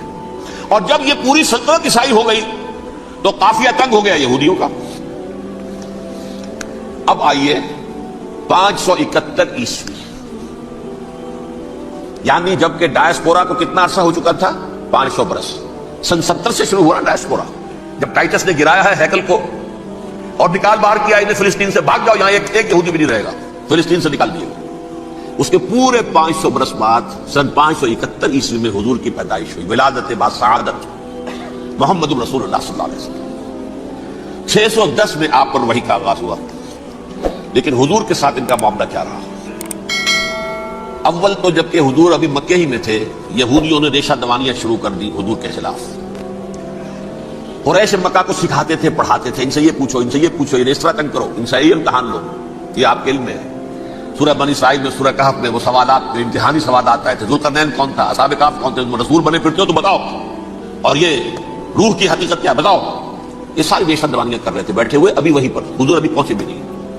ہجرت فرما کر حضور تشریف لے آئے تو حضور نے, جسے ماسٹر سٹروک کہا جائے گا, یعنی اسٹیٹس مین شپ کا ماسٹر سٹروک, آپ نے مدینے میں آتے یہودیوں کے ساتھ پیکٹ کر دیا, جوائنٹ ڈیفنس پیکٹ آف مدینہ, کہ اگر مکے والے ہم پر حملہ کریں گے تو ہم مل جل کر ایک قوم کی حیثیت سے مقابلہ کریں گے. یہ میثاق مدینہ کہلاتا ہے. اس کے بہت غلط معنی پہنائے جا رہے ہیں آج کل. بہرحال میں موضوع میرا چونکہ یہ نہیں، میں ادھر نہیں جاؤں گا. لیکن ہوا کیا، ہر مرتبہ یہ خیانت کے مرتکب ہوئے. انہوں نے جو عہد کیے تھے ان سے پھرے، اندر ہی اندر سازش ریشہ دوانی، حضور کی بدترین دشمنی. سورہ نساء کی آیت نمبر 12 میں 13 میں فرمایا ہے لا تزال تطلع علی خائنۃ منہم، اے نبی ہمیشہ آپ کے علم میں ان کی طرف سے خیانتیں، بدیانتیاں آتی رہیں گی. اور بار بار وہ مسلسل جنگ کی آگ بھڑکاتے تھے. قریش کو دعوت دیتے آؤ آؤ آؤ، ہم اندر سے بغاوت کر دیں گے، تم آؤ تو صحیح، ختم کریں محمد کو اور اہل ایمان کو صلی اللہ علیہ وسلم رضی اللہ تعالیٰ عنہ اجمعین. لیکن پھر جب وہ آتے تھے تو یہ دبک جاتے تھے، ان میں ہمت نہیں تھی، میدان کے مرد نہیں رہے تھے. یہ سورہ حشر میں ان کا نقشہ کھینچا گیا ہے. کھلے میدان میں مقابلے کی اس کے اندر صلاحیت ہی نہیں. یہ تو فصیلوں کے پیچھے سے، جیسے عورتیں کہیں دیہات میں لڑائی ہوتی ہے تو مرد جو ہے گلیوں میں لڑتے ہیں، عورتیں اوپر سے پتھر پھینکتی ہیں، بس وہ کام یہ کر سکتے تھے. من ورائے جدر، فصیلوں کے پیچھے سے، جنگ میں میدان میں نہیں آ سکتے. بہرحال قرآن مجید میں ہے یہ سورہ مائدہ کی آیت نمبر 64 کلما اوقدوا نارا للحرب اطفاها اللہ. اکثر و بیشتر مواقع پر تو یہ جب آگ بھڑکاتے تھے جنگ کی، اللہ اسے بجھا دیتا تھا. لیکن بہرحال اس کے باوجود جنگیں ہوئی، غزوہ بدر، غزوہ احد ہوئی کہ نہیں؟ یہ ساری اصل شرارت ہوئی. اور اس کے نتیجے میں حضور نے پھر ایک ایک کر کے 3 قبیلوں کو سزا دی. غزوہ بدر کے فوراً بعد بنو قینقاع نکالے گئے مدینے سے، غزوہ احد کے فوراً بعد بنو نذیر نکالے گئے، اور غزوہ احزاب کے بعد بنو قریظہ نکال دیے گئے. یہ تو میں نے آپ کے سامنے رکھ دیا صرف حضور کے زمانے میں ان کا کیا رویہ رہا. دشمن رات بھی ہم نے وہ آیت پڑھی تھی لَتَجِدَنَّ أَشَدَّ النَّاسِ عَدَاوَةً لِلَّذِينَ آمَنُوا الْيَهُودُ وَالَّذِينَ أَشْرَكُوا. اہل ایمان کی دشمنی میں شدید ترین تم پاؤ گے یہودیوں کو اور مشرکین بھی بعد میں ہے، پہلے ہوں گے. حضور کے بعد کیا ہوا آپ یہ نوٹ کیجئے. یہ ان کی تاریخ کا دوسرا دور ہے. حضرت عمر رضی اللہ تعالیٰ عنہ کا عہد خلافت ہے. بیت المقدس کا محاصرہ کیا گیا، فصیل بڑی اونچی، شہر اندر سے سیلف سفیشینٹ، حملے کا راستہ کوئی نہیں. محاصرہ طول کھینچ رہا ہے لیکن ان کے پاس رسد بھی موجود ہے، پانی بھی موجود ہے، وہ دروازے بند کر کے بیٹھے ہوئے. بالآخر اللہ تعالیٰ کی مشیت کا ظہور کیسے ہوا؟ ان کے کچھ علماء آئے فصیل پر، کہا دیکھو مسلمانوں، تم قیامت تک بھی یہاں پڑے رہو گے محاصرہ کر کے، ہمارا یہ شہر فتح نہیں ہوگا. ہاں ایک درویش بادشاہ کے ہاتھوں یہ شہر فتح ہونا ہے، لیکن تمہارے اندر ہمیں وہ نظر نہیں آ رہا. ابو عبیدہ بن الجراح رضی اللہ تعالیٰ عنہ امین هذه الامہ، ان کا فوراً ذہن گیا وہ درویش بادشاہ مدینے میں بیٹھا ہوا ہے عمر رضی اللہ تعالیٰ. اب ایک اور عمر بھی ہے جو قندھار میں بیٹھا ہے. نقشہ وہی ہے، سادگی کی حد تک نقشہ وہی ہے، بالکل وہی، اپنی آنکھوں سے دیکھا ہے وہی ساتھ. عمر اول عمر ثانی سے عمر بن عبد العزیز. اب ایک اللہ کے فضل سے اللہ تعالیٰ ایدہ اللہ بنصرتہ، اللہ تعالیٰ ان کی نصرت فرمائے، دشمنوں کو ان کے مقابلے میں نیست و نابود کرے. انہوں نے ریکویسٹ بھیج دی کہ حضور تشریف لائیے، یہ شہر فتح ہو جائے گا. وہ ہے سفر تاریخی، اتنا طویل سفر، تقریباً 700 میل، ایک اونٹ، ایک خادم، ایک منزل پہ امیر المومنین اوپر بیٹھے، خادم آگے چل رہا ہے، اگلی منزل پہ خادم اوپر بیٹھا ہے، امیر المومنین آگے جاتے ہیں. اور جب پہنچے ہیں تو وہ باری تھی خادم کی. انہوں نے ہاتھ جوڑ دیا حضور خدا کے لیے، تم کیا کہیں گے لوگ، وہ میرا برا حال کر دیں گے، تمہیں شرم نہیں آئی؟ امیر المومنین پیدل آگے چل رہے ہیں نکیل پکڑ کر، اور تم بیٹھے ہو اوپر براجمان ہو. حضرت عمر فرمایا دور دور، نہیں باری تمہاری ہے، بیٹھ. اس حال میں پہنچے ہیں. اور پھر یہ کہ ابو عبیدہ بن الجراح آئے ہیں، استقبال کیا ہے تو دیکھا ہے اس حال میں چلے آ رہے ہیں. عمر نکیل پکڑے ہوئے چلے آ رہے ہیں، اور کہتے ہیں کہ کہیں کیچڑ ویچڑ تھا، جوتے خراب ہو گئے تھے، وہ بھی اتار کے ہاتھ میں پکڑے ہوئے، کپڑے تو تھے ہی پھٹے ہوئے. انہوں نے کہا کہ حضرت ابو عبیدہ نے، دیکھیے یہ بڑا متمدن ملک ہے، بڑا مہذب علاقہ ہے، یہ آگرہ حلیہ اپنا دوست فرما لے تب جا کے پیش ہم آپ کو کریں گے. آپ نے فرمایا نحن قوم اعزنا اللہ بالاسلام، ہم وہ قوم ہے جنہیں اللہ نے عزت دی ہے اسلام کے ذریعے سے، کپڑوں کے ذریعے سے نہیں، دولت کے ذریعے سے نہیں. اسی حال میں گئے ہیں، اوپر سے انہوں نے کھڑے ہو کر نشانیاں دیکھی ہیں، اپنی کتابیں کھولی، ہاں یہ وہی ہے. اچھا لو جی سرنڈر، شہر تمہارے ہاتھ میں. خون کا ایک قطرہ نہیں بہا اور بیت المقدس فتح ہو گیا. لیکن اس وقت حضرت عمر نے ایک نرمی یہ کی کہ یہودیوں کے لیے بھی اسے اوپن سٹی قرار دے دیا. یہ احسان عظیم حضرت عمر کا. اس سے پہلے یہودی آ ہی نہیں سکتا تھا، داخل نہیں ہو سکتا تھا، وہاں وہ آ کر وزٹ نہیں کر سکتا تھا، زیارت نہیں کر سکتا تھا اپنے مقدس مقامات کی. حضرت عمر نے یوں سمجھیے کہ تقریباً 550 برس کے بعد ان کے لیے راستہ کھولا ہے کہ ہاں تم آ سکتے ہو، زیارت کر سکتے ہو. لیکن یہ عیسائیوں نے لکھوایا معاہدے کے اندر انہیں یہاں آپ آباد ہونے کی اجازت نہیں دیں گے، لیکن کم وزٹ دی پلیسز، دیکھیں زیارتیں کریں اور جائیں۔ یہ معاہدہ حضرت عمر کا ہے رضی اللہ تعالیٰ، جو پھر خلافت راشدہ کے بعد بنو امیہ نے بھی اس کو آرڈر کیا، بنو عباس نے کیا، پھر جو ہمارے یہ ترکوں میں اندر خلافت آئی تو ترک خلفاء نے بھی اس معاہدے کی پوری پابندی کی۔ فلسطین میں آ سکتے ہیں یہودی صرف زائرین کی حیثیت سے، وہاں آباد نہیں ہو سکتے۔ اب آئیے اگلا دور آیا حضرت عثمان کا دور خلافت۔ یہ ہے وہ وقت کہ اب یہود نے امت مسلمہ کی پیٹھ میں چھرا ٹوٹا۔ وہ کیسے؟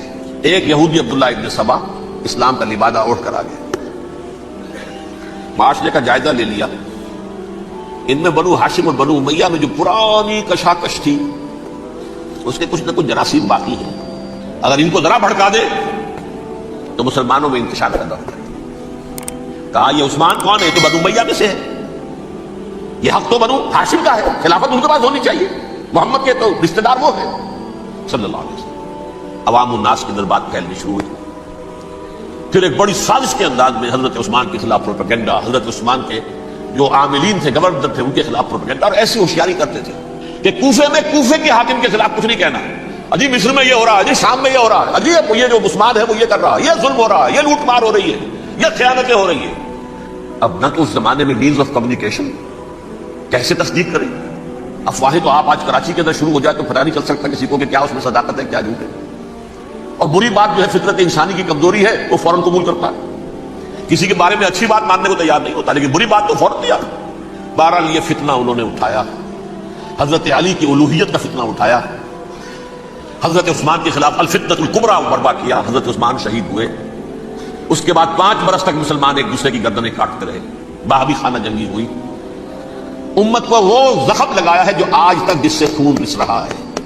یہ شیعان عثمان اور شیعان علی تھے جو بعد میں پھر سنی اور شیعہ ہوئے، اور آج تک فتنہ کس نے جگایا؟ ایک عبداللہ ابن سبا یہودی اور اس کے کارندے، شیطان کا ایجنٹ، اور انسانوں میں سے بھی اس کے جو بھی حواریین تھے اور شیطانوں کے اندر سے بھی انہوں نے بھی اس آگ کو بھڑکایا۔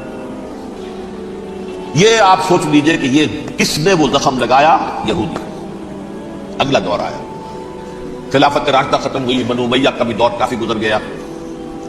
طارق ابن زیاد 712 عیسوی میں حملہ کرتے ہیں اسپین پر۔ اسپین اس وقت عیسائیت کا بہت بڑا گڑھ، بڑے کٹر ترین عیسائی جو ہے وہ اسپین میں، لہذا یہودیوں کی وہاں بہت پٹائی ہوتی تھی، بہت پٹائی ہوئی، میں بتا چکا ہوں، دشمنی تھی یہ تو چلی آ رہی تھی عیسائیوں کے ہاتھوں یہودیوں کی، وہ تو سن 300 عیسوی سے ایمپرر کانسٹنٹائن کے بعد سے شروع ہو گئی تھی۔ اس حوالے سے یہودیوں نے اس وقت چالاکی یہ برتی، کچھ راستے واسطے بتائے، کچھ مدد کی طارق ابن زیاد کی۔ طارق ابن زیاد نے انہیں اپنا محسن سمجھا، ہسپانیہ فتح ہو گیا تو یہودی چونکہ محسنین کی فہرست میں آ چکے تھے، انہیں بہت اقتدار نصیب ہوا، بڑی سپورٹ مسلمانوں نے دی۔ ان کے بڑے بڑے علماء جو اسی دور کے اندر پیدا ہوئے، بڑے بڑے تھنکرز ان کے اسی دور میں پیدا ہوئے۔ بن گوریون جو کہ ایک وزیر اعظم تھا اسرائیل کا، اس نے یہ لکھا ہے اپنی کتاب میں، Muslim Spain was the golden era of اور ڈائسپورا۔ وہ ڈائسپورا جو 70 عیسوی سے شروع ہوا تھا اور 1917 عیسوی تک جاری رہا ہے، اس میں سے گولڈن ایرا ہمارا جو تھا وہ مسلم اسپین تھا، ہسپانیہ میں بیٹھ کر ہم نے عیش کی۔ لیکن وہاں سے انہوں نے اور جو کچھ کیا، یہ تو داستان کے اندر بہت سے گوشے ہیں، لیکن میں جس اسٹریٹ لائن میں چل رہا ہوں اس کے اعتبار سے ایک بات سمجھ لیجیے، وہاں بیٹھ کر انہوں نے اب عیسائیت کی پیٹھ میں چھڑا ٹوکا، پروٹیسٹنٹ مذہب پیدا کیا، تقسیم کر دیا، جیسے شیعہ سنی کی تقسیم عبداللہ ابن سبا، رومن کیتھولک اور پروٹیسٹنٹ کی تقسیم یہودی علماء۔ ہوتا کیا تھا، ہسپانیہ کی یونیورسٹیاں ہیں، کارڈووا میں ہے، ٹولیڈو میں ہے، گریناڈا میں ہے، غرناطہ، قرطبہ، تولیتلا، اور وہاں آتے تھے لوگ، فرانس سے چلے آ رہے ہیں نوجوان پڑھنے کے لیے، جرمنی سے چلے آ رہے ہیں، اٹلی سے چلے آ رہے ہیں، 3 ہی ملک قریب ترین پڑھتے ہیں سینٹرل جو یورپ کے۔ یہاں پر جو ہے وہ اسلام جو نور پھیلا رہا تھا اس سے بھی مستفیض ہوئے، جہالت کے جو ہے پردے ان کے وہ چھٹے، اس کے ساتھ ہی وہ یہودی وہاں ان کے اندر جو جراثیم داخل کر رہے تھے وہ اس عیسائیت کے خلاف بغاوت تھی جو اس وقت دنیا میں عیسائیت اس وقت تھی، پوپ کا راج تھا دنیا میں اس وقت۔ یورپ میں جو عیسائیت تھی اس میں ایک طرف بادشاہ تھے، لیکن بادشاہوں کی حیثیت وہاں پر یوں سمجھ لیجئے کٹ پتلیوں کی تھی، اصل قوت پوپ کے ہاتھ میں تھی۔ اور پوپ کو انہوں نے جیسے قرآن نے کہا اتخذوا احبارهم ورهبانهم اربابا من دون اللہ، کیونکہ سینٹ پال نے شریعت موسوی ثابت کر دی تھی تو اب شریعت تھی ہی نہیں، پوپ کو اختیار تھا جس چیز کو چاہے حلال قرار دے دے، جس چیز کو چاہے حرام قرار دے دے۔ इत्तखज़ू अहबारहुम व रुहबानहुम अरबाबा मिन दूनिल्लाह। इन्होंने कहा था कि पोप किस बला का नाम है, ये भी इंसान है। बात तो ठीक थी ना। असल हैसियत तो किताब की होनी चाहिए, डिवाइन बुक, रिवील्ड स्क्रिप्चर। लिहाजा और ये किताब हर शख्स पढ़ सकता है। कोई पोप के बाप को जो है कोई उसके लिए प्रोप्राइटरी राइट्स तो नहीं है कि सिर्फ पोप पढ़ सकता है या पादरी पढ़ सकते हैं। हम भी पढ़ सकते हैं, हम भी समझ सकते हैं। ये बातें थी कि जिनको बढ़ा चढ़ाकर बयान करके और पोप का इख्तियार खत्म करा दिया और तवज्जो मरकूज कर दी बाइबल की तरफ। अब बाइबल में बड़ा हिस्सा तो ओल्ड टेस्टामेंट का है। नतीजा क्या हुआ? यहूद की अजमत प्रोटेस्टेंट्स के नजदीक मुसल्लम हो गई। असल कौन तो ये है, वो दुश्मनी बदली कि नहीं बदली? मूसा के उम्मती ये है, तौरात मूसा को दी गई, इब्राहिम की नस्ल ये है। लिहाजा वो जो दुश्मनी थी, जो अदावत थी कि हमारे खुदा को सूली चढ़ाने वाले हैं ये बदमाश, उसका इजाला हुआ इस प्रोटेस्टेंट मजहब के नतीजे में। ये मैं आपको बताता हूं कि एक नतीजा वो निकला है जिसे बर्ट्रैंड रसल ने बयान किया है। उसकी किताब है इन प्रेज ऑफ आइडलनेस, सफा 108। वो लिखता है the Christians retaining the जुडाइक belief in special revelation added to it the Roman desire for worldwide domination and the Greek taste for metaphysical subtleties. The combination produced the most fiercely persecuting religion that the world has yet known. ये तीन चीजें आकर ईसाइयत में मिल गई। एक तो जब ये ओल्ड टेस्टामेंट जो है वो इनके हाथ में आ गई, और उसके मैं कुछ आपको बता देता हूं कि ओल्ड टेस्टामेंट की तालीमात, क्योंकि ये ओल्ड टेस्टामेंट जो है ये मुहर्रफ थी। असल तौरात तो गुम हो गई थी 587 कब्ल मसीह में, जब पहली मर्तबा हैकल जो है तबाह हुआ है, उस वक्त खत्म हो गई थी। उसके कोई 150 साल के बाद इन्होंने याददाश्तों से मुरतब करके लिखी है। अब उसमें इनके अपने ख्यालात, अपने अमानी, अपनी तौजीहात वो शामिल हो गई। लिहाजा आप जरा मैं आपको हवाले देता हूं उस किताब के अंदर मजालिम की जो तालीम दी गई है। अहले किताब ने अपने मजालिम कत्लेआम के जवाज के लिए तौरात में तब्दीलियां की और पैगंबरों पर दहशतनाकी और बदतरीन हरामकारी के इल्जामात लगाए। सुनिए, पहला हवाला है ये गिनती बाब 31 आयात 17-18। इसलिए इन बच्चों में जितने लड़के हैं सबको मार डालो, और जितनी औरतें मर्द का मुंह देख चुकी हैं उनको भी कत्ल कर डालो, लेकिन उन लड़कियों को जो मर्द से वाकिफ नहीं और अछूती हैं अपने लिए जिंदा रखो। ये किसी अल्लाह की किताब का ये जुमला हो सकता है, किसी रिवील बुक का? और सुनिए, यह है इस्तिस्ना डिट्रोनमी बाब 20 आयत 16-18। पर इन कौमों के शहरों में जिनको खुदाबंद तेरा खुदा मीरास के तौर पर तुझको देता है, किसी जी नफ्स को जीता ना बचा रखना, जैसा खुदाबंद तेरे खुदा ने तुझको हुक्म दिया बिल्कुल नेस्त कर देना। मर्द, औरतें, बच्चे, बूढ़े सब खत्म। यह किताब मुकद्दस है। और सुनिए, सैमुएल बाब 27 आयत नंबर 9। और दाऊद ने इस सरजमीन को तबाह कर डाला और औरत मर्द किसी को जीता ना छोड़ा। नंबर 4, इन सब आबाद शहरों को मां, औरतों और बच्चों के बिल्कुल नाबूद कर डाला। किताब इस्तिस्ना बाब 3 आयत 6। यह है जो कह रहा है बर्ट्रैंड रसल। क्रिश्चियनिटी में आकर ये तीन चीजें शामिल हो गई। एक तो ये बारबेरियन, ये तालीम जो है, और ये मजहब के नाम पे तालीम, ये किताब मुकद्दस की तालीम। नंबर 2, रोमन के अंदर जो एक तमन्ना थी वर्ल्ड डोमिनेशन की, वो ईसाइयत के अंदर आ गई। इसलिए पूरी रोमन एम्पायर जो है ईसाई हो गई। उसे विरासत के अंदर वर्ल्ड डोमिनेशन की जो एक तमन्ना थी वो मिल गई। और फिर यह कि उन्होंने जो तवहुमात थे यूनानियों के, उनको भी अपने यहां मुख्तलिफ शक्लों के अंदर जमा कर लिया। इन तीन चीजों का the combination produced the most fiercely परसिक्यूटिंग religion that the world has yet known. इसके नतीजे में दुनिया में तारीख इंसानियत के अंदर जो बदतरीन खूंखार तरीन मजहब हो सकता है, वो शक्ल ईसाइयत ने इख्तियार किया। और इसका मजहर अतम क्या था, नोट कीजिए, सलीबी जंगें। एक बात टाइम टेबल के एतबार से नोट कर लीजिएगा। फर्स्ट मिलेनियम खत्म हुआ, सेकंड शुरू हुआ। इनके 1000 साल खत्म हुए तो 11वीं सदी में सेकंड मिलेनियम शुरू हुआ, तो पहली सलीबी जंगें हुई। लाखों मुसलमान कत्ल किए। सिर्फ यरूशलेम के अंदर इतना खून बहाया, इतना खून बहाया है कि खुद उनके हिस्टोरियंस लिखते हैं कि जब इन सलीबियों ने, जब घोड़ों के साथ वो चल रहे थे गलियों में, तो उनके घोड़ों के घुटनों तक खून की नदी बह रही थी। जहां से गुजरे खत्म करते चले गए, आबादियत की आबादियत खत्म कर। अगरचे उस क्रूसेड में गेहूं के साथ घुन भी पिसा, यहूदी भी बहुत मारे गए। ये फ्रांस से, जर्मनी से जब ये क्रूसेडर्स आ रहे थे, 3000 मील का सफर तय करके आए थे। सोचिए उसे। अर्बन सानी पोप जो था, आग लगा दी थी उसने पूरे यूरोप के अंदर। शर्म से डूब मरो, تمہارے مقدس علاقے مسلمانوں کے ہاتھ میں. انفیڈلس، یہ کافر، یہ مرتد، یہ ملحد. مسیح جہاں پیدا ہوا، مسیح کو جہاں سولی دی گئی، وہ کہاں ہے؟ ان کے ہاتھ میں. وہ آگ لگائی ہے، 3000 میل کا فاصلہ طے کر کے یہ دو قومیں آئی ہیں اور جو تباہی مچائی ہے. تاریخ انسانی میں ایسی بربریت کی کوئی مثال. اور یہ ان کے اپنے ہسٹورینز لکھتے ہیں اس شرم کے بارے میں. ایسے محسوس ہوتا ہے جیسے ان کی گردنیں جھکی جا رہی لکھتے ہیں. آپ آگے چلیے. یہ جو بغاوت ہوئی پوپ کے خلاف، اس میں نوٹ کیجئے تاریخی اعتبار سے سب سے پہلے بغاوت کرنے والا ملک انگلستان تھا. اس نے اپنا چرچ علیحدہ بنایا، چرچ آف انگلینڈ. پوپ سے رشتہ منقطع. The first Protestant kingdom in Europe was England. اسی سے رشتہ جوڑی west white Anglo Saxon Protestants. ان میں اولیت کا شرف کسے حاصل ہے؟ برطانیہ شریف کو. یہاں پر انہوں نے اب ایک بہت بڑا جو کارنامہ کیا. پوپ کی گرفت کم ہوئی یورپ پر سے، پروٹیسٹنٹ مذہب کا فروغ ہوا، تو انہوں نے سود کی اجازت حاصل کر لی. جب تک پوپ کی حکومت تھی سود حرام تھا، نو ٹرانزیکشن، نہ انٹرسٹ نہ یوزلی، کچھ بھی نہیں. پروٹیسٹنٹس کے ذریعے سے سود کی اجازت حاصل کر لی. اس کے بعد بڑے بڑے بینک بنا کر بیٹھ گئے. House of Rothschilds, the house of گولڈ سمتھس. یہ عمران خان صاحب کے خطر جو تھے گولڈ سمتھ، یہ بینکرز، بڑی بڑی فیملیز. ان لوگوں نے کیا کیا؟ اب ریشہ دوانیاں یورپ میں مختلف ملکوں کے درمیان جنگیں کروائی سازشوں کے ذریعے سے. وہی کلما اوقدوا نارا للحرب، جنگ کے لیے آگ بھڑکا دینا تو ان کا پرانا مشغلہ تھا. جنگیں کرواتے تھے. پھر فرانس کے بادشاہ کو بھی قرض چاہیے اسلحہ کے لیے، انگلستان کے بادشاہ کو بھی قرض چاہیے. ہاؤس آف روتھشائلڈز کا ایک نمائندہ وہاں بیٹھا ہے، ایک یہاں بیٹھا ہے، اور منہ مانگے شرح پر سود کے اوپر قرض دے رہے ہیں. ان کو سب کو جو ہے ان کے سارے مالی وسائل کھینچ لیے، دولت پر قبضہ کر کے بیٹھ گئے. اور اس کا نتیجہ یہ نکلا چند 100 سالوں کے اندر کہ فرنگ کی رگے جاں بن گئے یہود میں. اس سودی نظام کے ذریعے سے دولت پر ان کا قبضہ. علامہ اقبال 1905 سے 1908 تک رہے تھے نا وہ. لیکن یہ کہ ان کی نگاہ تھی ایسی، گاہ میری نگاہ تیز چیر گئی دلے وجود، گاہ الجھ کے رہ گئی میرے توہمات میں. اور انہوں نے دیکھا ہے کہ فرنگ کی رگے جہاں بن جائے یہود میں. ابھی ہٹلر کا تو وجود بھی نہیں تھا، بعد میں ہٹلر کو محسوس ہو گیا نا واقعتاً ہمارا اصل دشمن یہ یہودی ہے جو یہاں پر بیٹھا ہوا، جو ہمارا خون چوس رہا ہے. آخر یوں ہی تو نہیں، دماغ اس کا ایسے تو خراب نہیں ہو گیا تھا.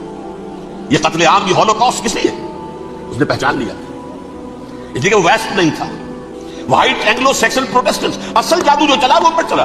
اور برطانیہ ان کا سب سے بڑا جو ہے وہ پشت پناہ، مددگار، حامی. اس کے ساتھ ساتھ انہوں نے کوشش کی، یہ ترک خلفاء بیچارے، مرد بیمار تو بن چکا تھا یورپ کے اندر، زوال سے دوچار ہو چکی تھی ترکی خلافت. انہوں نے بھی محل بنائے تھے. آج تجھ کو بتاتا ہوں تقدیر امم کیا ہے، شمشیر و سنا اول طاؤس و رباب آخر. بڑے بڑے قرضے لے کر محل بنے تھے یہ، جو آج جا کر آپ استنبول میں دیکھ لیجئے، قرضوں کے اندر بندھے ہوئے. لیکن یہ کہ کم سے کم یہ ضرور کیا کہ بڑی سے بڑی رشوت انہیں یہودیوں نے پیش کی کہ کسی طرح ہمیں فلسطین میں آباد ہونے کی اجازت دے دو. لیکن this goes to their credit, انہوں نے کہا نہیں، یہ معاہدہ جو عمر نے کیا تھا رضی اللہ تعالی عنہ، اس کو میں نہیں بدل سکتا. تم جاؤ، جا کے زیارت کرو، آ جاؤ، تم وہاں آباد نہیں ہو سکتے. کیونکہ ترکی کا زیر زندگی تھا نا علاقہ، صدرت عثمانیہ میں شامل تھا، پورا ویسٹ ایشیا، پورا ایسٹ یورپ، پورا شمالی افریقہ، 3 بر اعظموں پر پھیلی ہوئی تھی صدرت عثمانیہ، خلافت عثمانیہ. 400 برس تک خلافت ان کے ہاں رہی ہے. انہوں نے نہیں مانا. نتیجہ کیا نکلا؟ انہوں نے اس خلافت کے نظام کو ختم کرنے کے لیے سازش شروع کی. اس سازش کا نتیجہ تھا، اس کو دیکھ کر بھانپ کر ہندوستان میں تحریک خلافت چلی ہے. بولی اماں محمد علی کی جان بیٹا خلافت پر دے دو، ساتھ ہو تیرے شوکت علی بھی جان بیٹا خلافت پر دے دو. تحریک چلی، ابھی ختم نہیں ہوئی تھی خلافت، لیکن نظر آ گیا. بڑا پیارا واقعہ ایک صاحب نے سنایا ہے کہ جب شیخ الہند جو ہے اسیر تھے مالٹا میں، جو 1915 سے 1920 تک رہے، تو وہاں جو تھا مالٹا کا جو کیمپ تھا جس میں کہ یہ اسیر تھے، اس کا کمانڈانٹ جو تھا انگریز، انہوں نے دیکھ لیا تھا یہ بہت فرشتہ خصلت انسان ہے، نورانی شکل ہے، تو وہ اچھا میل ملاپ تھا. ایک روز کہا شیخ الہند نے کہ آپ لوگ ہماری خلافت کے پیچھے کیوں پڑے ہوئے ہیں؟ وہ تو ایک مردہ شے ہے، اس میں کوئی جان تو ہے نہیں، کوئی طاقت نہیں ہے، پھر بھی آپ ہماری ایک نشانی ہے، اسے کیوں آپ جو ہے برباد کرنے پر تلے ہوئے؟ اس نے کہا اتنے بھولے نہ بنیے حضرت، ہمیں معلوم ہے اس نیم مردہ خلافت میں بھی طاقت اتنی ہے کہ اگر جہاد کا فتویٰ اس نے دے دیا تو انڈونیشیا سے موریتانیہ تک مسلمان کفن سر سے باندھ کے نکل آئے گا، یہ ہمیں معلوم ہے.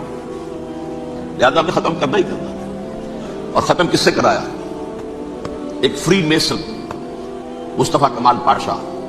کیا کر دی ترک نادا نے خلافت کی تباہ. سادگی اپنوں کی دیکھ، اوروں کی عیاری بھی دیکھ. عیاری کس کی تھی؟ یہود کی، اور ان کے اعلی کار برطانیہ.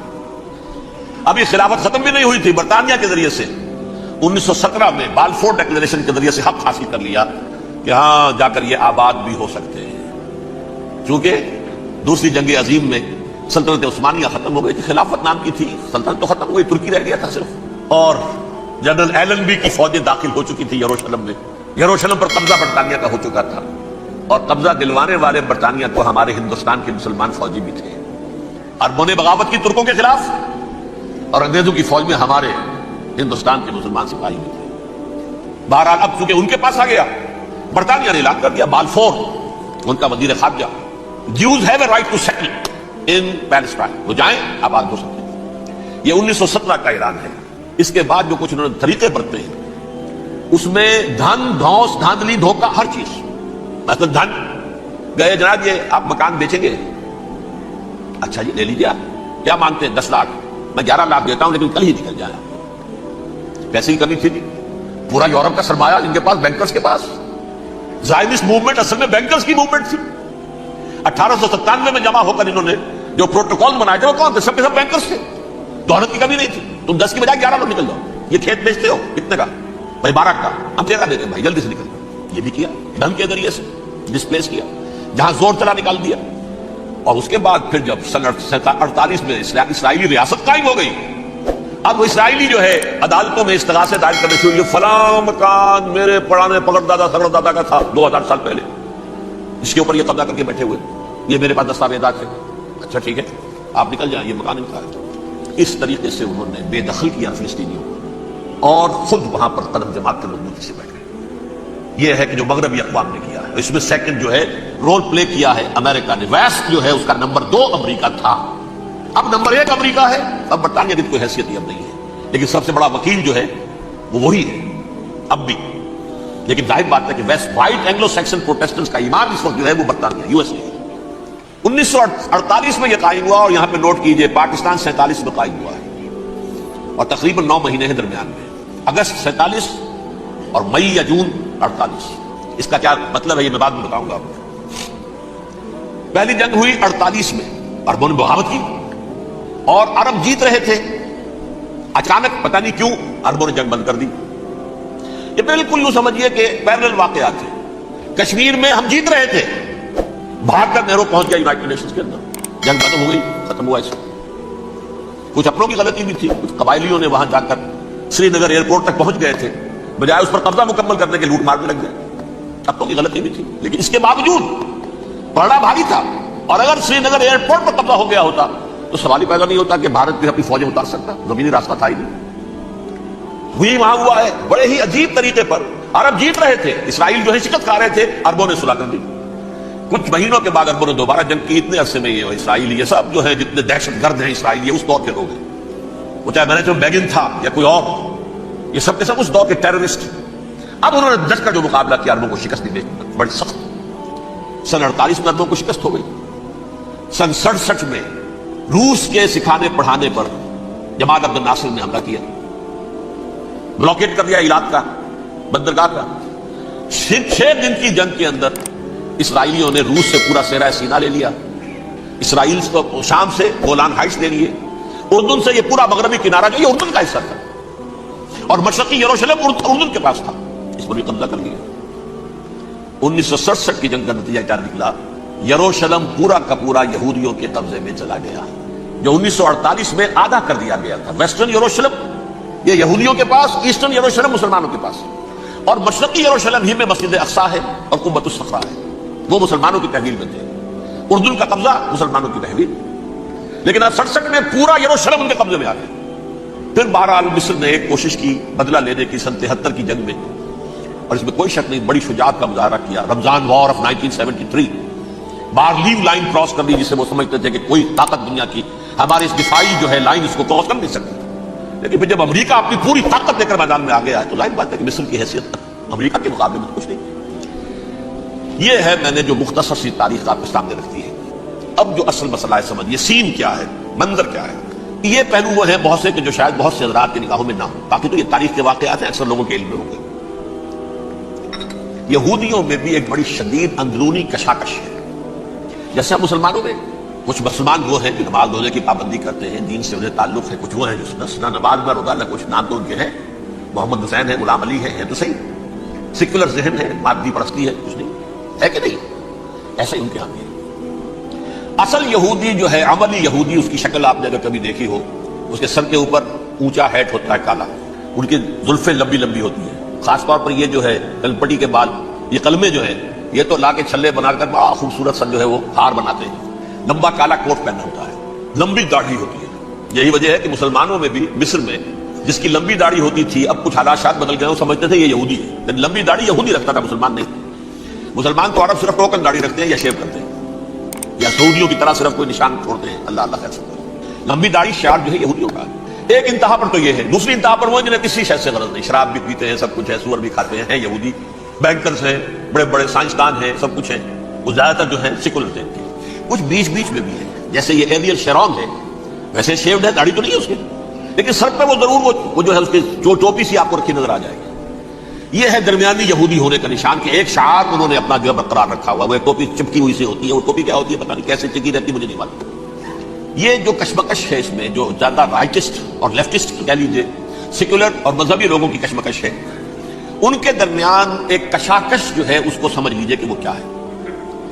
ایک چیز تو ان دونوں کے درمیان قدر مشترک ہے، پوری دنیا کی مالیات پر ہم تسلط کریں گے، قبضہ کریں گے، ڈومینیٹ کریں گے، لوگوں کو ہم بنا کر رکھ دیں گے حیوان، ملٹی نیشنل کمپنیاں ہوں گی، انہی کا راج ہوگا، انہی کی حکومتیں ہوں گی، انڈسٹری انہی کے ہاتھ میں ہوگی، لوگ یا مزدوروں کی حیثیت سے کام کریں گے، یا تھوڑے سے مینیجرز ان میں سے بھی ہم لے کر کچھ تنخواہیں ان کو بھی دے دیں گے، باقی سود کے ذریعے سے ملائی ہم کھینچتے رہیں گے، مکھن ہمارے پاس آتا رہے گا۔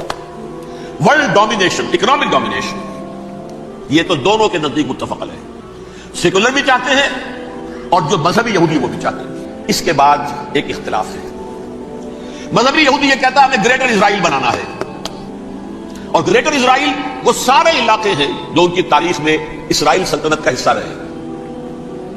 حضرت یوسف کے زمانے میں یہودی جا کر آباد ہوئے مصر میں، جو ڈیلٹا کا علاقہ ہے، زرخیز ترین علاقہ ہے، جوشن کا علاقہ، وہ کہتے ہیں وہ ہمارا ہے، کئی سو برس ہمارے ہیں، صحرائے سینا ہمارا ہے، اس میں کوہ طور ہے جس پہ حضرت موسیٰ کا ہم کلام ہوئے اللہ سے، تورات ملی، اس میں 40 برس تک ہم بھٹکتے پھرے ہیں، صحرائے تی ہے یہ، یتیہون فی الارض 40 سنہ، پھر فلسطین تو خیر ہماری جدی پشتی جائیداد ہے، جاگیر ہے، پھر یہ عرب جو ہے یہ بھی مدینہ تک ہمارا ہے، مدینہ سمیت ہمارے قبیلے وہاں تھے جہاں سے نکالا مسلمانوں نے، پورا عراق ہمارا ہے، پورا شام ہمارا ہے، اور ترکی کا بھی ایک علاقہ ہے ابتدائی مشرقی جنوبی، وہ بھی ہمارا ہے۔ یہ ہے گریٹر اسرائیل کا نقشہ، یہ ہم نے بنانا ہے۔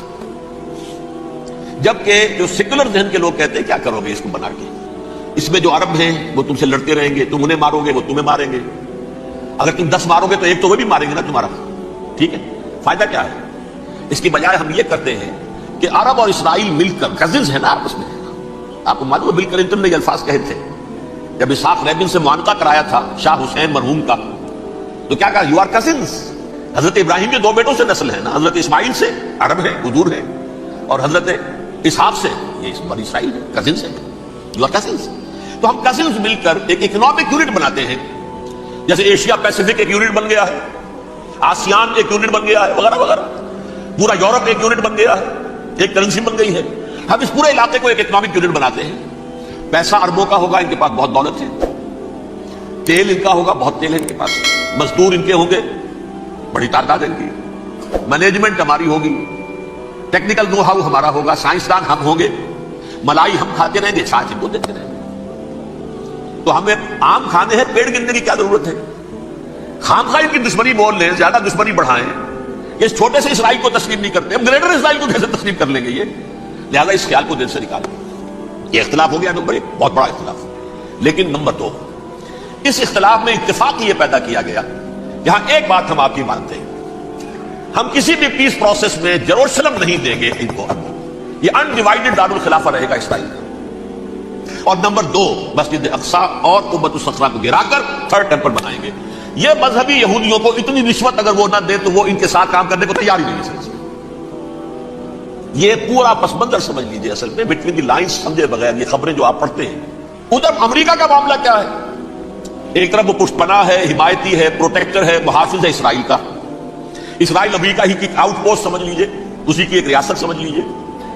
لیکن اس کے ساتھ ہی وہ اپنی جو دنیاوی عالمی مصلحتیں ہیں، اتنی بڑی قوم عرب کی جو ہے اسے بھی دشمن تو نہیں بنانا چاہتا، ان میں بھی ماڈریٹس کو چاہتا ہے کہ رہے ماڈریٹس، یہ جو ہماری جیب میں ہے، حسنی مبارک ہو، شافعات ہو، جو ہماری جیب میں ہے، ورنہ یہ کہ وہاں پر اگر زیادہ ریڈیکل لوگ آ گئے تو ہمارا ویسے ہی بیڑا غرق ہوگا۔ لہذا وہ جبر کرتے رہے ان پر کہ صلح کرو کوئی نہ کوئی۔ یہ صلح کے لیے دباؤ امریکہ کا ہے، اسرائیل نہیں چاہتا صلح، دباؤ ہے امریکہ کا۔ اب میں آپ کو یاد دلاتا ہوں، خلیج کی جنگ ختم ہوئی، بش، یہ باپ اس کا جواب ہے بش، اس کا بڑا بش جو سینئر، اس کی پاپولیرٹی ریشو جو ہے 89% تھی اس وقت امریکہ کے اندر، اتنی بڑی جنگ فتح کی تھی اور چند امریکی مرے صرف، لیکن اس نے ایک موقف اختیار کیا یہود کے خلاف۔ $10 بلین منظور ہو چکے تھے، اسرائیل کو دیے جانے تھے نئے سیٹلمنٹس بنانے کے لیے اسرائیل میں۔ انہوں نے کہا یہ رقم میں ایشو نہیں کروں گا جب تک پیس پروسیس شروع نہیں کرتے۔ یہ دباؤ تھا جس کے آگے گھٹنے ٹیکنے پڑے $10 بلین کے لیے، لیکن اس کا بدلہ یہ چکایا کہ الیکشن میں ہرا دیا اسے، حالانکہ وہ ہیرو، فاتح، خلیج کی جنگ کا فاتح، 89% ریٹنگ، الیکشن میں زیرو، دباؤ تھا۔ اسی طرح بل کلنٹن کا دباؤ رہا، کسی طرح صلح کرو، کسی طرح صلح کرو، کسی طرح صلح کرو، اور اس معاملے میں یہ تسلیم کرتا ہوں، اس معاملے میں اس نے واقعتاً ایڑی چوٹی کا دور لگایا، اور یہ بھی تسلیم کرتا ہوں کہ اس کے دباؤ میں آ کر ایہود باراک جہاں تک چلا گیا تھا، اب کوئی نہیں جا سکتا، وہ آفر نہیں دے مل سکتی اب دوبارہ فلسطین کو۔ یہ بھی میں بھول گیا آپ کو بتانا، یہ جو پروسیس شروع ہوا ہے جس کا نام تھا لینڈ فار پیس، اصول کیا کیا تھا امریکہ نے کہ دیکھو اسرائیلیوں، یہودیوں، تم نے سن 67 میں جو زمینیں ان سے چھینی تھی، جو علاقے، یہ ان کو واپس کر دو اور ان سے صلح کر لو، اس سے تمہیں ریکگنائز کر لیں گے، جنگ ختم ہو جائے، صحرائے سینا دے دو، مصر تم سے صلح کر لے گا۔ وہ ہو گیا، انور سادات نے صلح کر لی، ریکگنائز کر لیا، صحرائے سینا واپس آ گیا، عربوں نے اسے اپنی فولڈ سے نکال دیا، عرب لیگ سے نکال دیا۔ شام بھی تیار رہا ہے لیکن پورا گولان ہائٹ مانگتا ہے وہ۔ ابھی جو پچھلے دنوں بل کلنٹن کے آخری دور میں گفتگو ہوئی تھی، اس نے کہا جتنا تم نے ہم سے علاقہ چھینا تھا سارا واپس کرو تو ہم کر لیں گے ریکگنائز۔ اس میں سے کچھ ایسا اسٹریٹجک امپورٹنس کا علاقہ ہے وہ یہودی کسی طور پر دینے کو تیار نہیں، لہذا صلح نہیں ہو سکی۔ شرق اردن سے جو علاقہ لیا تھا وہ ٹھیک ہے، وہ رکھو، اس کے اندر فلسطینی ریاست بنا دو، یہ علاقہ جو ہے فلسطینیوں کی میجورٹی ہے اس میں، تو اس کو فلسطینی ریاست بنا لو، ایک ریاست ودن ریاست ہو جائے گی، اسرائیل ریاست، فلسطینی ریاست۔ یہ ہیں 3 مین پوائنٹس۔ چوتھی بات پہ آ کر روک دیتے تھے کہ یہ پھر بعد میں سوچیں گے یروشلم کا مستقبل کیا ہوگا، یہ بہت سینسٹیو ایشو جو ہے یہ بعد میں سوچیں گے۔ اب جب یہ پیس ٹاک شروع ہوئے تو یاد ہے اسحاق ریبین تھا، اسے کس نے قتل کیا؟ یہودی نوجوان۔ یہ تم کیسے لے رہا زمینیں؟ ہمیں تو اور لینی ہے، تم نے سینا واپس کر دیا، ہمیں تو جشن کا پورا علاقہ لینا، مصر کا سارا فرٹائل ایریا جو ہے وہ لینا ہے اس سے، تم گولان ہائٹس دے رہے ہمیں پورا شام لینا ہے، لہٰذا تم کیسے کر رہے ہو؟ لینڈ فار پیس، پیس اور نو پیس، نو لینڈ، زمین ہم واپس نہیں کریں، ہمیں تو اور لینی ہے۔ کس نے قتل کیا؟ یہودی نے، فلسطینی نے تو قتل کیا۔ ایہود باراک کی بات میں آپ کو بتا رہا ہوں، یہ یہاں تک چلا گیا تھا کہ اسرائیلی ریاست بھی ہم فلسطینی ریاست بھی مان لیں گے، یروشلم بھی، مشرقی یروشلم دے دیں گے، تمہارا اقتدار ہوگا اس پر۔ البتہ یہ جو احاطہ ہے جس میں جنوب میں مسجد اقصیٰ ہے اور ذرا شمال کی طرف ہے قبۃ الصخرہ، قبۃ الصخرہ آپ جانتے ہیں، جب بھی ٹیلی ویژن پر یروشلم سے کوئی خبر آ رہی ہے تو پیچھے وہ بڑا سا مینار، بہت گنبد نظر آتا ہے سنہرا، یہ وہ جگہ ہے چٹان، ٹیمپل ماؤنٹ۔ یہ پہاڑی تھی پہلے، جیسے کوہ صفا، کوہ مروہ، اب کیا رہ گئی؟ کبھی پہاڑیاں تھی، کوہ صفا کے اوپر چڑھ کر حضور نے نعرہ لگایا تھا ما صباحا، اب کیا ہے وہ کوہ صفا بیچارہ، وہ تو ایک چھوٹی سی علامت ہے، کوئی پہاڑیاں سے دکھائی دیتی ہے، اس کے اوپر بھی گنبد ہے۔ اسی طرح ٹیمپل ماؤنٹ ہے وہ جہاں پر کہ ہیکل سلیمانی تھا، اور وہ گرا دیا تھا رومیوں نے، مسلمانوں نے تو نہیں گرایا، لیکن پھر حضور کو معراج وہاں سے ہوا تو عبد الملک بن مروان نے وہاں پر یہ بہت بڑا گنبد بنا دیا، یہ قبۃ الصخرہ ہے۔ وہ مسجد اقصیٰ نہیں ہے، مسجد اقصیٰ اس کے علاوہ ہے، وہ جنوبی علاقے میں ایک ریکٹینگولر احاطہ ہے بہت بڑا، جس کے جنوبی علاقے کے اندر مسجد اقصیٰ ہے، اور یہ اس کے شمالی حصے۔ ایہود باراک نے یہاں تک آفر کر دی تھی کہ مسجد اقصیٰ کو اپنے پاس رکھ لو، لیکن یہ ٹیمپل جو ہے، یہ ٹیمپل ماؤنٹ، یہ قبۃ الصخرہ کی، یہ ہماری کمٹمنٹ ہے مذہبی یہودیوں کے ساتھ کہ ہم یہاں پر جو ہے ٹیمپل بنائیں گے، تھرڈ ٹیمپل، ہیکل سلیمانی کی تیسری مرتبہ تعمیر یہاں ہوگی۔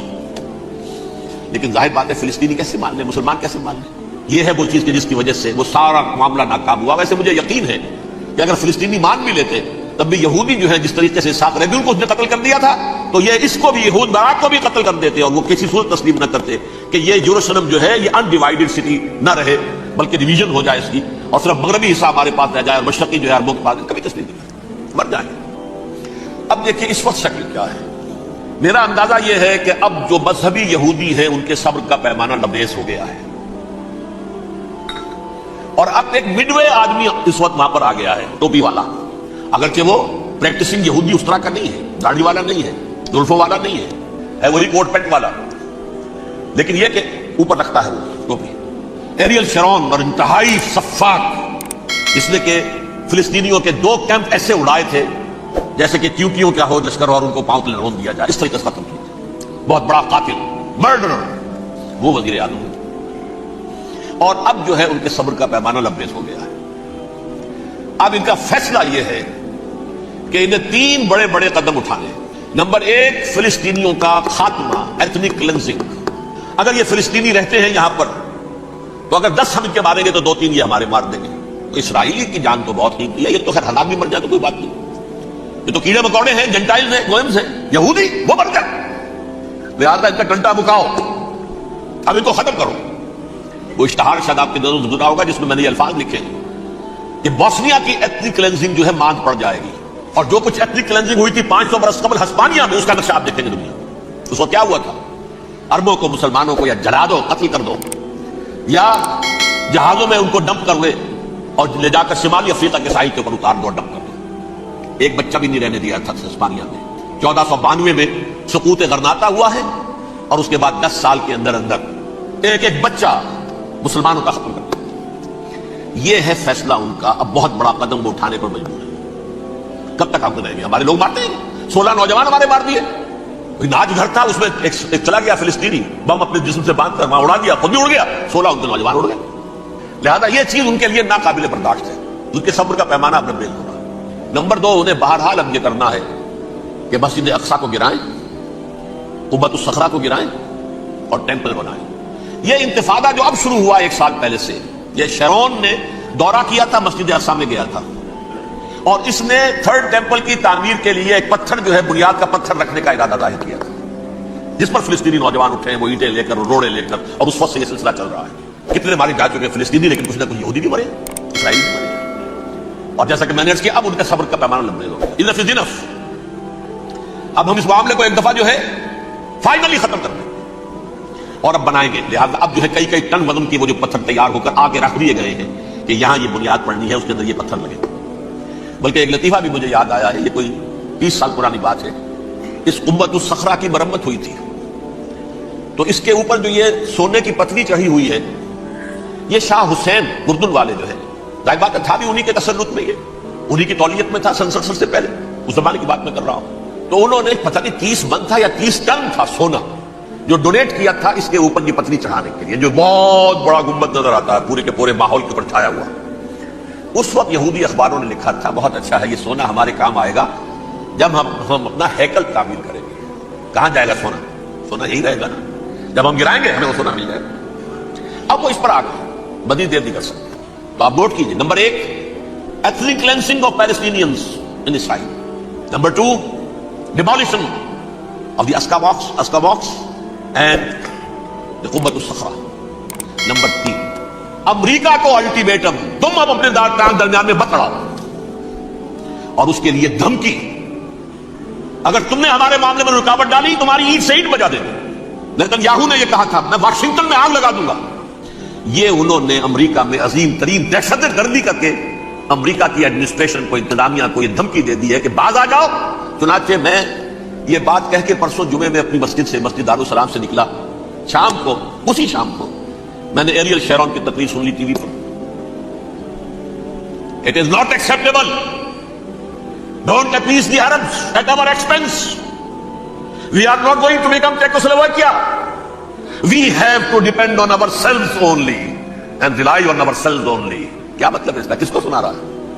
امریکہ بہادر، ہم تمہارے محتاج نہیں ہیں، ہم تمہارے ٹکڑے اڑا دیں گے، ٹکڑے کر دیں گے تمہارے، تم بیچ میں آؤ تو صحیح، ہم اور دیکھ لو ایک نشانی ہم تمہیں دکھا دیتے ہیں۔ مجھے سب فیصد یقین ہے یہ پورا ہسٹوریکل پروسیس، اور جس جگہ یہ پہنچ گیا ہے، جس کریٹیکل پوائنٹ تک یہ پہنچ چکا ہے، یہ جو بھی حملہ ہوا ہے ورلڈ ٹریڈ سینٹر پر اور پینٹاگون پر، یہ اسرائیل کا کام ہے۔ اسرائیل سے کم تر کسی ادارے کے لیے ممکن ہی نہیں، اس لیے کہ اسرائیل کے ایجنٹ امریکہ کے پورے نظام کے اندر جو ہے گھسے ہوئے موجود ہیں، ہر جگہ موجود ہیں۔ جیسے سرطان کا پھوڑا ہوتا ہے پورے جسم میں وہ اپنی جڑیں جما لیتا ہے، ایسا ہے۔ पूरी एडमिनिस्ट्रेशन, पूरी इकोनॉमी, तमाम ज़राए इब्लाग, प्रिंटेड मैटर हो या ये कि इलेक्ट्रॉनिक मीडिया, सब उनके कब्जे में। डिफेंस का सारा मामला उनके कब्जे में है। कोई और ताकत ये कर ही नहीं सकती। अमेरिका, उसके सिक्योरिटी के मामलात तह दर तह, दायरा अंदर दायरा, इस दायरे तक 100 मील तक कोई जहाज आ जाएगा अगर कहीं जो कि अनआइडेंटिफाई हो तो ये हो जाएगा, तो उससे आगे तो ये हो जाएगा, उससे आगे वो आ रहा चला रहा है। पेंटागन पर आ गया है और 1 घंटे बाद आया है। पहली स्ट्राइक जो हुई है वर्ल्ड ट्रेड सेंटर, उसके 1 घंटे के बाद पेंटागन पर आ गया। पेंटागन वो तो यूं समझिए उनकी ममलकत का हसास तरीन दिफा का मरकज, और उसका 1/3 हिस्सा जला के राख कर दिया। उन्होंने ये धमकी दी है, लेकिन इससे इनके पेश नजर मकासद क्या थे? 3। इस दहशतगर्दी के 3 मकासद थे। फौरन इसका रुख मोड़ देना उसामा और उसकी अलकायदा की तरफ। अमेरिका गुस्से में लाल भभूका होकर फौरन इकदाम करे, और एक तरफ तो उसामा और उनके साथ तालिबान का टंटा मुका दे, और दूसरी तरफ चूंकि पाकिस्तान एलाई है और पाकिस्तान की आवाम जो है वो तालिबान के हमदर्द है, वो अगर उठे तो उनका भी बड़ा करते। एक तीर से 2 शिकार तो इधर हो जाए, तो मुस्तकबिल में उन्हें खतरा है। 1967 की जंग के बाद जबकि इन्होंने फतह का जश्न मनाया था यहूदियों ने, तो इन्होंने पेरिस में जो जश्न मनाया है वहां बिन गौरियन की तकरीर ये थी, हमें किसी अरब मुल्क से कोई खतरा नहीं, कोई अंदेशा नहीं, हमें अंदेशा अगर है तो सिर्फ पाकिस्तान से। यह है वो बात जो मैंने कही थी। नुक्ता क्या है? ये साइमल्टेनियसली क्यों वजूद में आए हैं ये 2 मुल्क? मशीयत इस्लामी में पाकिस्तान का रोल ये है। हदीस में आता है, मा अंज़लल्लाहु मिन दाइन इल्ला अंज़ला लहू दवान, अल्लाह ने कोई बीमारी ऐसी नहीं उतारी इसका कि तोड़ और दवा पैदा न की। इसराइल का तोड़ पहले पैदा किया। जैसे बच्चे की विलादत बाद में होती है, मां की छातियों में दूध पहले पैदा हो जाता है। ये अल्लाह की फितरत है, अल्लाह का तरीका है। खतरा उन्हें है तो हमसे है, अगर कोई खतरा मुझको तो उस उम्मत से है, उसकी खाक किस तरह में है अब तक शरारे आरज़ू। यहाँ की आवाम, हुकूमत तो ठीक है हमारी जेब में आ गई, आवाम के अंदर है, ये भड़क सकती है चिंगारी। यही वजह है बार बार उनका कि हम ज्यादा दबाव नहीं डालना चाहते पाकिस्तान पर। हमारा बहुत बड़ा एलाई है, बहुत पैसे भी दे देंगे, ये भी कर देंगे, वो भी कर देंगे, लेकिन हम ज्यादा दबाव नहीं डालना चाहते, डिस्टेबलाइज ना हो जाए, यहाँ के आवाम पे खड़े ना हो जाए। लिहाजा हमला यहां से नहीं, वो उज़्बेकिस्तान से कराने की बातें हो रही। अंदर खाने पूरी सपोर्ट है, लेकिन ये कम से कम जाहिर नहीं होने देंगे कि क्या कुछ हो रहा है, ताकि यहां के आवाम के अंदर वो चिंगारी जो है इस बारूद के अंदर पड़ गई तो ये सारा डिस्टेबलाइज हो जाए। लेकिन डिस्टेबलाइज होने में जहां इसका खतरा है कि परवेज मुशर्रफ की हुकूमत खत्म हो जाए, वहां इसका भी खतरा है कि पाकिस्तान खत्म हो जाए। डिस्टेबलाइज होने का मतलब क्या है? भारत को वॉकओवर दे सकते, जाओ घुस जाओ, पुलिस एक्शन करो, यहां अमन नहीं रहा है, हम अमन कायम करने जा रहे हैं, या यूनाइटेड नेशंस की फौजी के फौर आ जाए यहां पर अमन कायम करने के लिए, और हमारी जो एटमी सलाहियत है वो तो वैसे ही बर्बाद हो जाए। एक चीज तो उनके पेश नजर ये थी, इसमें तो अल्लाह ताला ने कुछ थोड़ी सी आफियत पैदा कर दी है। उनका ख्याल था कि गुस्से में आग बबूका होकर अमेरिका जो है भूखे शेर की तरह टूट पड़ेगा बस, लेकिन वहां वो अपने बाप की तरह कोलिशन बनाने की फिक्र हो गई उसे।